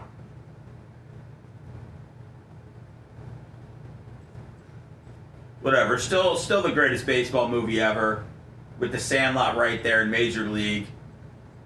Put in whatever order you want. Yeah, the schedule thing is ridiculous. They dropped last year. They dropped it May 15th. Okay. I hate how they're doing it. I hate how they're making such a big deal about the Vikings playing in back-to-back international games. And just shit that. People just want to know where they need to travel to see their favorite team. Exactly. And the Amazon game on Christmas, they Oh yeah. Denver, Kansas City. Well, I think the Bears play the Packers I think the on a Packers Friday? opened up the season. I thought the Packers opened up the season with Dallas on a Thursday night. No. The Super Bowl champs open up the season. Oh, I'm sorry. Hey, The Eagles open up the Packers season. Eagles and Rams, I think. Bears and Eagles on Black Friday. Bears and Eagles, okay. I have not, Tim. I've never been to Iowa. So do they have the schedule? It's up. I'd like to. Saturday's Week 16. The Packers and the Bears. They have sporadic games like Week 1, holiday games, international. But they don't games. have the full gimmick. I mean, you could probably find it somewhere if you wanted to. What up, White Iced Tea? It looks like the reason some are getting leaked, Seth, is because like Fox and Amazon are Putting their. Well, just so you know, and nothing's leaked. I mean, the NFL is getting this stuff out there to make it a 4-day fucking event. Yeah, Tom Brady announced that he's going to be doing the Packers Bears on Week 16. I can't get excited about Week 16 games. Just give me the first couple of the year. I go week by week. How about Black Fridays, Bears and Eagles? One minute. That'll be a Black Friday for me. Check. Let me see. Can you hear me, buddy? I got you. Can you hear me? Yeah, you sound great. Okay, good. Yeah. Where's pay-per-view? She's in bed. I gotta go. I would be at home, but I'm in a hurry. I got to do an OAN interview at 11, so I got to go work out before I. Yeah, you get your workout in. We'll be fast with you. Yeah. And are you at the gym already? No, I'm pulling up. I'll be there in about 10 minutes. But I'll be there Sunday night. Let me tell you. Lemmy's giving me all your travel. By the end of the show today, I'll have all your travel stuff, and I'll have contacted you about getting in my apartment and everything. No, yeah, it'll be good. It'll be good. I'm excited to come to Tampa. How's the weather? Is it warm yet? Yeah, it's great. What is it warm? It's never not warm here. I know. I'm just wondering. I mean, it's warm. We have the climate of Vietnam. Like it's. Yeah. Right, 20. It's 83. It's 83 right now, but it's just crazy because I just balled up. Texas is so annoying. Like one day it's 83. This is all Paige's and my cold gear that I had in my car. Like just 2 weeks ago it was freaking 40. So it's weird. It's gonna get high 86, low 72. Right now it's 80 in Tampa. Sunday, high 92. Broadcasting live Monday, from the high Aquabito 90, Studios. Aquabito.com/Bubba. It's the Bubba the Love Sponge Show. All right, Lummy, he's currently driving to his gym because he's been, worried about his nutrition. He's probably lost 15 or 20 pounds. I think he's getting ready for that big, I think you got a big event coming up, don't you? A real big one. Of course. And, that's why I'm coming to Tampa this weekend to create some sort of maybe a little cheap heat in Clearwater because, my friend Aaron Smith-Levin, who's one of the biggest defectors, I'm going to meet up. I was planning on meeting up with him. Lummy sent me the clip of him yesterday. Lummy, can you explain to Bubba how big a deal Aaron Smith-Levin is? Oh, the Scientology is making kind of a big deal. Oh, I know. You know Aaron? Yeah, you know Aaron? Yeah. He actually is asked to be on my show.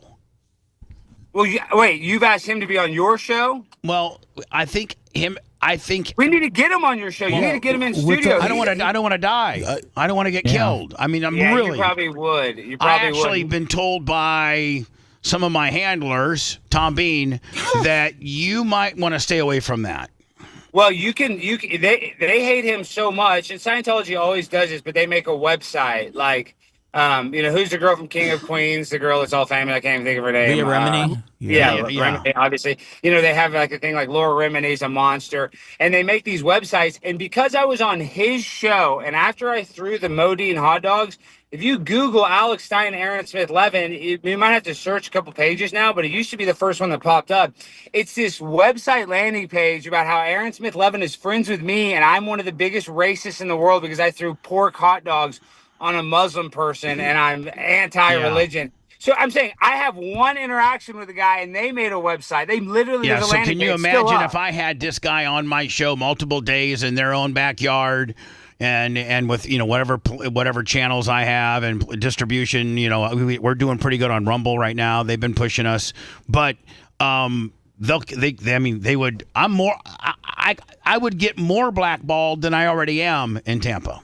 Well, this is why, because Scientology is smart. Like, they'll go to your bank account, or they'll go to your, I'm saying they will really mess up your life. Not just say something mean about you on the internet. They'll try to figure a way to get you a tax lien or something really bad happen to you. And because they're such good technicians, they made the IRS give them the tax exemption just because they were such a pain in the butt to the IRS, and they were being so litigious to them. So Scientology, you don't want to mess with them legally. That is a fact. Yeah, so whatever you do on Scientology deal, that's between you and Aaron. Keep me out of it.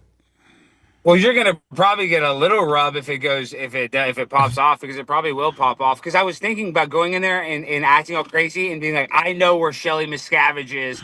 I know where she is. I can take you to Shelley Miscavige, but just be dead serious and be really disgruntled and talk about Scientology. You mean like walk into their front desk, like the front lobby area? No. I'm speaking at. That's the whole reason I'm coming in town. You froze up there, lover. You're speaking at.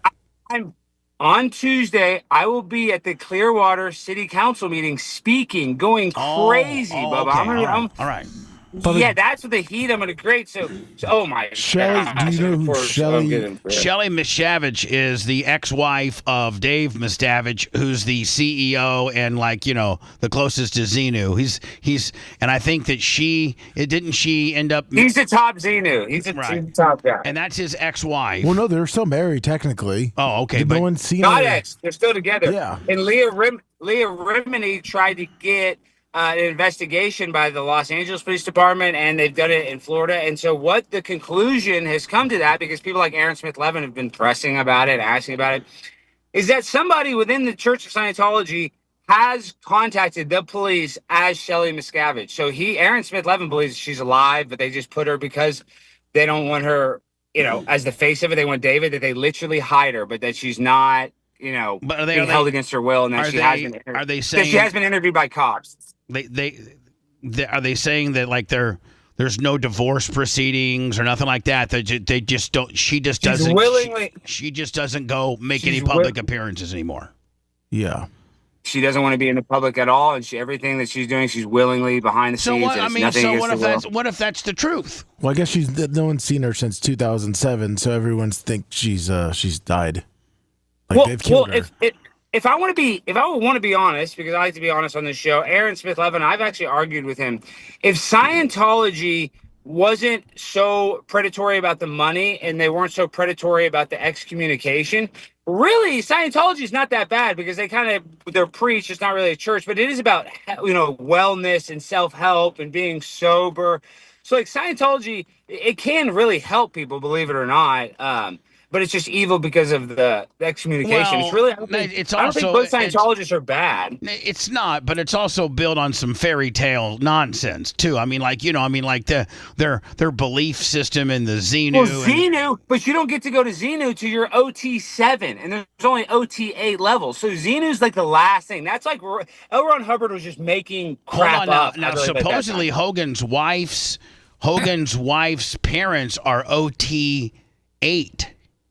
Wow. That's the top. That's the top. That's as high as it gets if you're OTA. Supposedly, her parents are OT8s, and now hold on. The big scuttlebutt amongst people is that Hogan and his wife haven't been seen together photograph. Now they were all this lovey-dovey on the Instagram all the time, and I mean, unless it's changed. I think somebody said maybe that they put a picture up a couple days ago. She's put a couple pictures up, but some of them look photoshopped. But supposedly they haven't been. He hasn't put on his Instagram pictures of his wife since the Republican National Convention. Well, she's probably not having sex with him because he's not going to any of those meetings. And, that is why they do it. That's the whole reason they set up Tom Cruise with that one girl.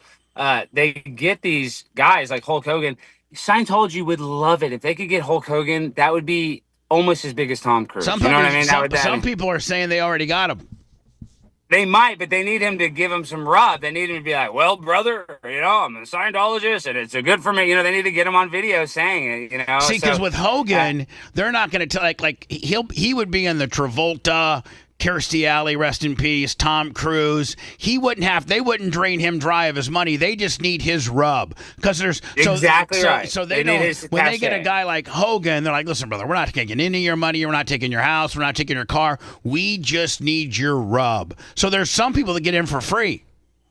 Yeah, and they don't make him work the program either. Like he's not having to work all the what they call the OTA. I mean the clear meter. Yeah, the OT, whatever the meter. God, I can't think of it off the top of my head right now. But what is that meter? It's called the E-meter. Yeah. E-meter, and you get audited by this. We got one. We have one. I have one. And I've done one of those on the side of it, San Francisco. They were doing it out in the open. I was like, I want to try it. But what I'm saying is this is why they like that. They want to get Hogan in one of those meetings, one of those audits, and then they have a Hogan. They tell you get on the machine, and they're like, tell us about an old memory. And then the machine will kind of change, it'll kind of move. And so they kind of trick you into telling these fake stories, embarrassing stories about your past lives. And so that's what they say, is that they have John Travolta saying that he's had gay sex and that he's done all this, horrible stuff. So that's what they really want. They want Hogan to publicly admit it. They don't care that he works any of the course, but they do want to audit him because they record all auditing sessions. They want him on tape, saying Hogan crazy stuff. So that doesn't work for me, brother. Hogan's wrestling stories, according to a lot of people, have all changed through the years. Anyhow, oh yeah, Hogan Lies is what they're the big YouTube special. So anyway, you get in on Sunday, and then your big high spot with the Clearwater City Council is on Tuesday, and then you got Tuesday morning, like 12 or so 11. Then you got what else do you got while you're here? One other gimmick on Tuesday night, right? There's one in Largo, Florida on Tuesday evening, a city council meeting. I was like, maybe I'll just, maybe I can go there and cause a disturbance. The Clearwater, that's the main one that I want to go to. And then I want to try to go get some content, obviously with you and then Aaron Smith Levin. I was thinking I was going to go on the show Monday morning and then maybe come back Wednesday. Because I leave Wednesday, but I think I can come on the show before I leave on Wednesday. Like I leave Wednesday at like 11, so I think I can go. We can have somebody run you over to the airport. That's what I'm saying. Yeah, I mean, I might even rent a car. It just kind of depends because I'm gonna have to go. I'm staying at the Seminole Hard Rock, so I'm gonna have to drive from the Seminole to Clearwater, which is that's like 30 with me. You got two options: my '04 Crown Vic that's got Bubba Army on it, or my smart car. And I mean, I don't fit in the smart car. That's what I'm saying. Now I would drive the Crown Vic, but I might just get the rental car because I got gold status with her. So it's, for $100 I can literally wreck it. You would Lummy fits in the smart car. Lummy fits in the. You and Paige. Oh, well, we drove it. I'll drive it. Maybe we can drive that. I'm not giving him a truck. Oh, with the Toyos. No, yeah. He got new tires, man. I got to keep miles off my truck. No, really, I want Merch Creek's Toyota. That's what I want. You want that Camry. You want that Camry. If I really could take my pick of the litter. If you weren't such a slob and you kept your room nicer and you had a little bit more, I would potentially give you the Camry, but you'll door ding it and curb it. I won't curb it. I won't curb it because my dad does that on every car. My dad, and it's like, how Bubba, how that famous shot of you in your documentary, you're in a white SL Mercedes? Yeah. I love that shot. My dad has a white SL Mercedes. He's always had an SL Mercedes. It's his favorite car. He's had different variations. Well, he just bought one the other day. It's a 2011. So it's an older one, but it's like in nice condition. Just got it. Bought it from a woman. 47,000 miles. It's an SL 550. Beautiful white. How much? He only paid like 32 or 34,000. You know, I mean, it's 15 years old. It was right, but it was really low miles. He just bought it because it looks so nice, and it's the first year of that body style. And my dad scrapes the whole bottom. I mean, messes up the whole bottom of it. Yeah. He just bought it. I'm like, Dad, you just. I mean, it's just, and it just sucks. If the way you keep your room is any how look at my car. Look at my car. My car's a mess. I mean, it's Dr. Pepper. That's Protect Big Booty. it's exactly what I'm afraid you do to Merch Crick's beautiful Camry. Well, see, this is the problem too. Is that my mom was really laid back. My dad, you know, he didn't make me clean my room or anything. So I'm just such a mess. I was never. You are. You're a messy guest, and you leave. I prefer things dirty, Bubba. I know that sounds crazy. You leave wrappers, and you leave half cans of Coke, and half drink water bottles, and just you're a mess. You're a hot mess. You really are. I am a hot mess, but at least I'm a skinny hot mess.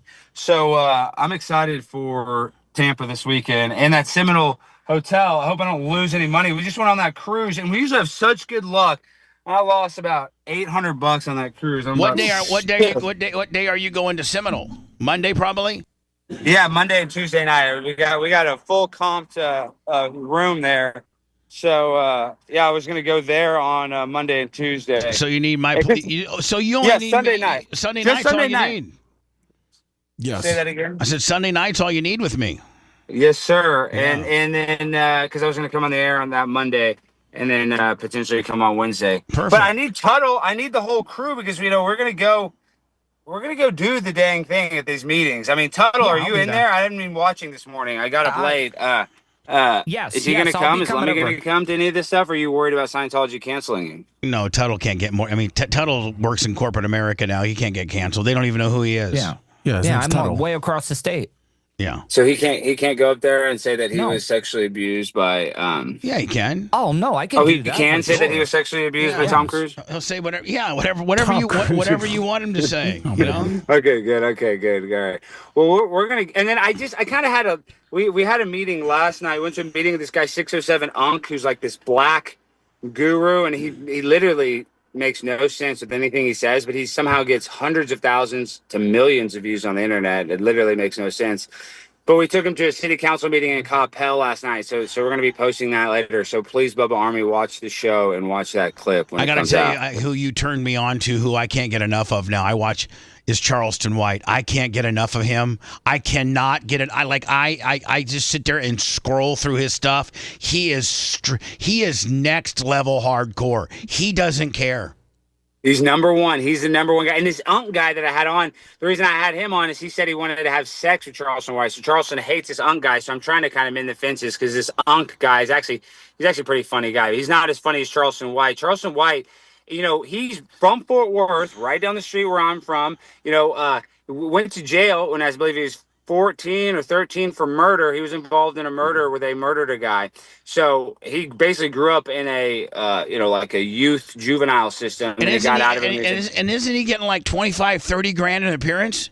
He's getting from Vlad, some of these people, he's getting $5,000. I've seen checks where he got 10 grand. That's his whole gimmick. And he's been selling out shows like he's not he has done some theaters, but he's doing, if he does like a normal comedy club, like a 300-person comedy club, it's sold out. He's done. And I mean, he's not really stand-up. He's just pontificating and just like telling stories and stuff. Like he's not like, has a bona fide set or anything. No, and what he does kind of tell some stories about this and that, like about his life. But what makes him so entertaining is that he says all the stuff black people are afraid to say. I know, and black people usually aren't afraid to say nothing. Well, kind of. They don't ever really. Black people oftentimes don't say they like Trump. You know what I mean? Black people don't really say they like Trump. So people he says all the stuff about black rappers and stuff too. Like his best gimmick, Bubba, is that he's famous for snitching on rappers. Like rappers will threaten to kill him and he'll call the rapper's probation officer and he'll tweet about it. He's like, I called such and such probation. They got his probation revoked and they got him arrested. And he talks about how it's cool to be a snitch. And I mean, it's hard to understand if you're not, watching are you at like a park? Is that where you're going to work out? I am. I'm at the lake right now. and this is what I got going on. I should have my selfie stick, but I come here, I do 6 miles is what I've been doing. And, it's beautiful. This is, I've talked to you while I've been down here. So I've been on the grind because I got to get camera ready for Tampa. I'm going to be there shirtless. I'm going to be there acting bad. And then CLS. Oh, and Brett Cooper. Does anybody in there know who Brett Cooper is? She's one of the biggest conservative people. She left the Daily Wire. She's the other keynote speaker at the event I'm speaking at, which is huge. Now, what event are you speaking at? That's at the Tampa University? Chapter Leadership Summit. And then Tucker is speaking at the event the next day, their Student Action Summit. So, I mean, I'm getting jobbed out, but I'm getting jobbed out in a good way. What they do is, since I've been doing well with the college tours, they let me go and perform in front of just the students. So people can't buy tickets to my event, but they're still. What day is Tucker? That's Thursday. Tucker's and Thursday. then Tucker, I believe, is Friday or Saturday. I don't know which day. But so mine's even better because it's not open to the public. It's just to the college kids. But if that goes well, then they'll start letting me speak at those events. And that's now, what day do you speak to the kids? Thursday the 10th. At what time? I'm not sure, but it is during the day. So it'll probably. Could I come as a guest? Oh yeah. Oh yeah. I can have as many guests. Bubba Army. Yeah. Definitely. Yeah. Because there's thousands of kids. It's a huge. It's at the Tampa Convention Center, so it's not right. It's not a small thing. So even though it's mainly students, there's obviously adults and people there that aren't just students. So, but nobody can buy tickets to that event. You have to be a part of the Turning Point. That's what makes it exclusive. Or part of your posse. Or on a list, of course. Yeah. All right, my friend. So I know you got to get okay. going. Well, I got to go this weekend. I'm going to see you. Are you ready? But are you going to be asleep by the time I get to your apartment? No. I get in at 8:30 on Sunday. Yeah. Yeah, I'll be asleep. 8:30. I'll give you all the codes to get in. You'll be fine. No, I'll be fine. All right. See you guys. I'll give you a code to the parking garage. You know the whole thing. I know how it all works. All right, buddy. See you later. See you guys. Bye now. If you want to deep dive into the Bubba the Love Sponge show from the past, go to BubbaArmyHQ.com. We'll be back after these words.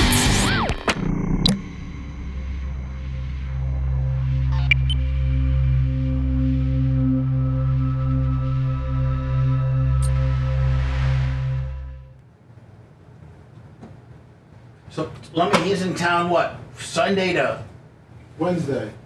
To Wednesday? Yes. Okay. And he's only staying with me Sunday. Correct, yeah, Sunday night. And then he's staying at the Hard Rock Monday and Tuesday. Wait, I mean, remember back in the day when you used to get fucking rooms? You were such a pimp? Yeah. COVID ended that one. Well, COVID and your wife and a kid and... Yeah. You no longer being a pimp? I got some new emojis. Do we? Yeah. What do you mean? Oh, I got some new. I don't know. Was it an update? I think I did. Did you get updated and you didn't want to get updated? No, I did want to get updated, but I was looking for the hard eyes, and I've stumbled upon a new world, it looks like.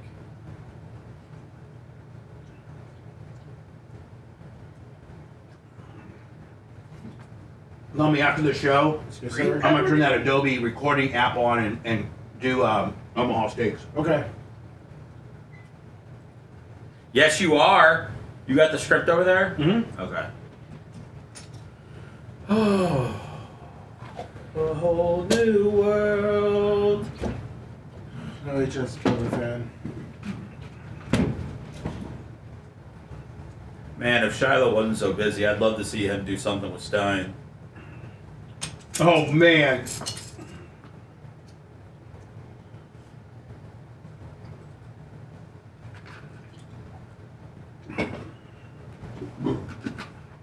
Let me share this whole new world with you. What, let me? I was talking to chat.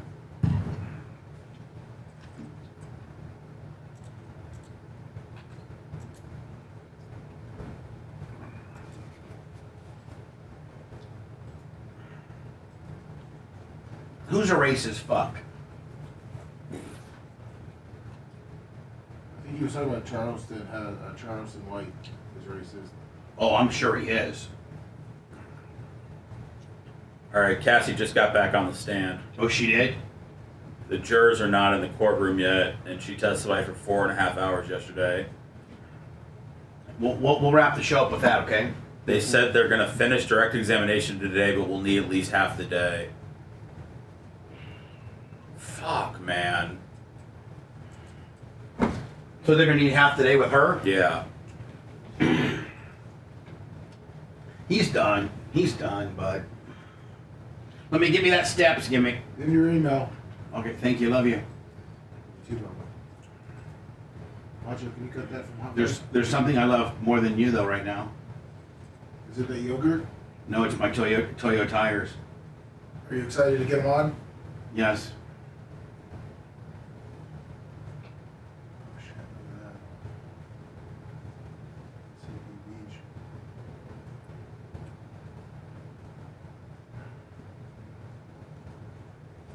I have not Reaganomics. I do like trying new coffee places, despite the fact that I stopped drinking coffee. But I'm always up for something new.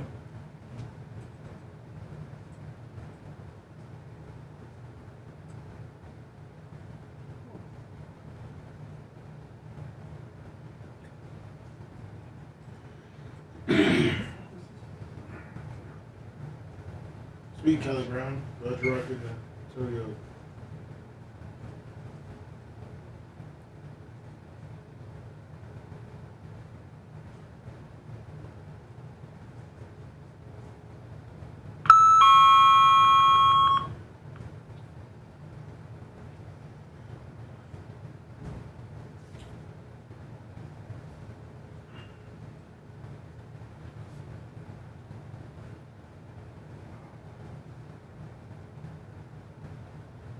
Shining, shimmering, splendid.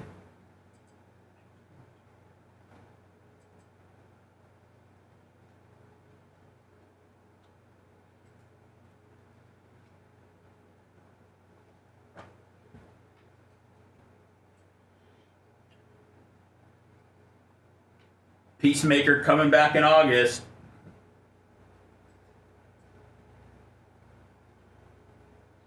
Pimple behind my ear.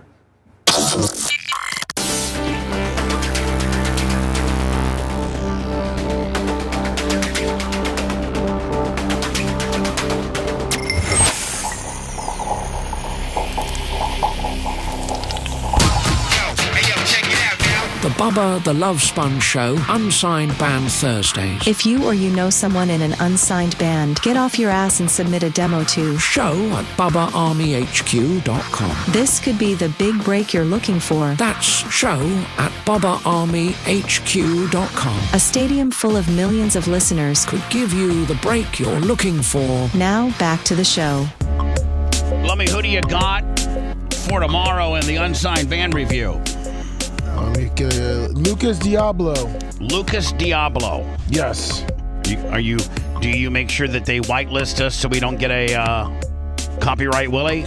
We're always working with them, and I got Gary in it, but seems like they're not doing the best at it. I mean, even we're having a little problems with Tech Nine's guy. Not his problem. They are working on it. It's just they're. It's like, yeah, man, you're trying to promote him and stuff, and they like we're not making a bunch of money on your song. We're just playing it. I mean, Tech Nine is giving us all the permission, everything like that. And it's for some reason on YouTube, it's a pain in the ass. Last minute, people that are on Rumble, go and follow us. It looks like, Lummy, we're only about 400 people away from hitting 8,000. When we first started our whole Rumble, kind of being the morning show promotion, getting a little push from Rumble, I think we were at 7. I think we've almost picked up 1,000 new followers. About 1,000 since we kind of started our Rumble push. So yes, there's 5,400 watching us right now live. There's probably a large percentage of those that like the show. They've found a new show. Oh my God, I never knew about this show. This man's man, this Bubba the Love Sponge guy with a cast of characters and the male skewing content that they put out that sometimes is political, but more is just like kind of just a manly pop culture type show. and you like it, and you've become a fan, or you at least might want to listen a little bit of it during each day, or catch a portion of it. So become a follower if you can, and also give us a thumbs up too. I think this is some of the most thumbs up that we've gotten in a while. Yes, it is. So again, our Rumblers, appreciate you guys. Lummy, I think we're pretty much done. Out of time. I got a cut of Omaha Steaks commercials for Seth's podcast. And then what do you guys got planned? Is there a show? Is there an after show today? No, there's not. There was Macho and I are going to be working on some stuff in the back. That sounds bad. We're going to feels like we got technical issues or something. Oh no, just with the website, Bubba Army HQ, getting that different stuff. Oh, okay. Did you see that? Did you see that Stripe situation? Yes. Is that getting handled? Yes, it is. Okay, perfect. Tuttle, anything in closing? No, I'm just getting ready. I was hoping that the new Superman trailer came out before the end of the show to be able to get your live reaction of it, but unfortunately it didn't. You're a big Superman guy. Tuttle had a good idea that we watched that to go, because it just came out to potentially go viral. Yep. He knows what you like. Yeah, because live reaction videos are like the new big thing now. And I think so. You got to Tuttle. You got to keep us up on the canned meat, the Superman videos. You got to keep us up on all that stuff. Well, that's what we were looking for. They haven't released it yet. Okay. But I think as soon as it comes in, I think it would be great for you to do live reaction. Will it be in by tomorrow? Yeah, it probably should be. And then you cut that up, isolate it, and post it on the YouTube channel. Well, tell Gary your insight, okay, my friend? Okay, I will. Yeah. Mach, appreciate you. Lummy, appreciate you. Seth, appreciate you. Yeah, let's go, baby. And let's get the hell out of here. I got to do a little recording. Lummy, then I got to take my truck over to Terry at Preferred Auto and get my new Toyos slapped up there, my friend. Go Toyos, go Pacers. Go Pacers. They're off. Oh. They're just waiting to see who they play. They're just waiting to see who they play. Yeah. It's looking like it's going to be the Knicks, does it not? Man, if they didn't, if Boston came back without Jason Tatum, that would be one hell of a story. But that's not happening. We will listen. Seth is reporting that Cassie Ventura just took the stand again. I am reporting that. And they are... I'm also reporting, Bubba, that the prosecutors have submitted a collection of exhibits into evidence. They handed a hard drive containing photos and messages from Cassie's devices to her.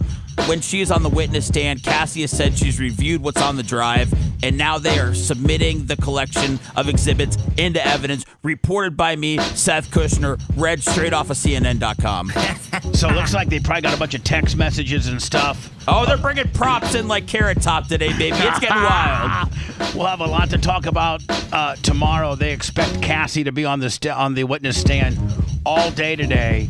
Half of which being cross-examined from P. Diddy's people. So we'll have probably another full day tomorrow. With a lawyer in studio. Yeah, tomorrow we got Brian, and he'll break it down, way differently than anybody else. I miss Brian. I do. How's his ribs doing? They're still broken. Perfect. See you guys tomorrow. Updates as you need them. Go follow us on Rumble, on YouTube, on X, on Instagram. At the Bubba Army, or you can go to our one-stop shopping BubbaArmyHQ.com website, which has a lot of our archives things as well. You all have a great day. Thanks for letting me finish.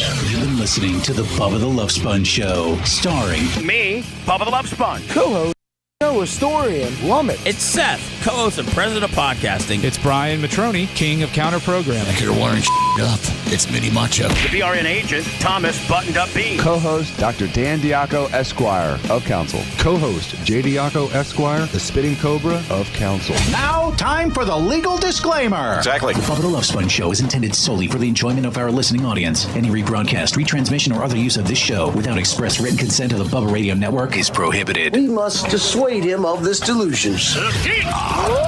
Until next time, always remember... I'll repent.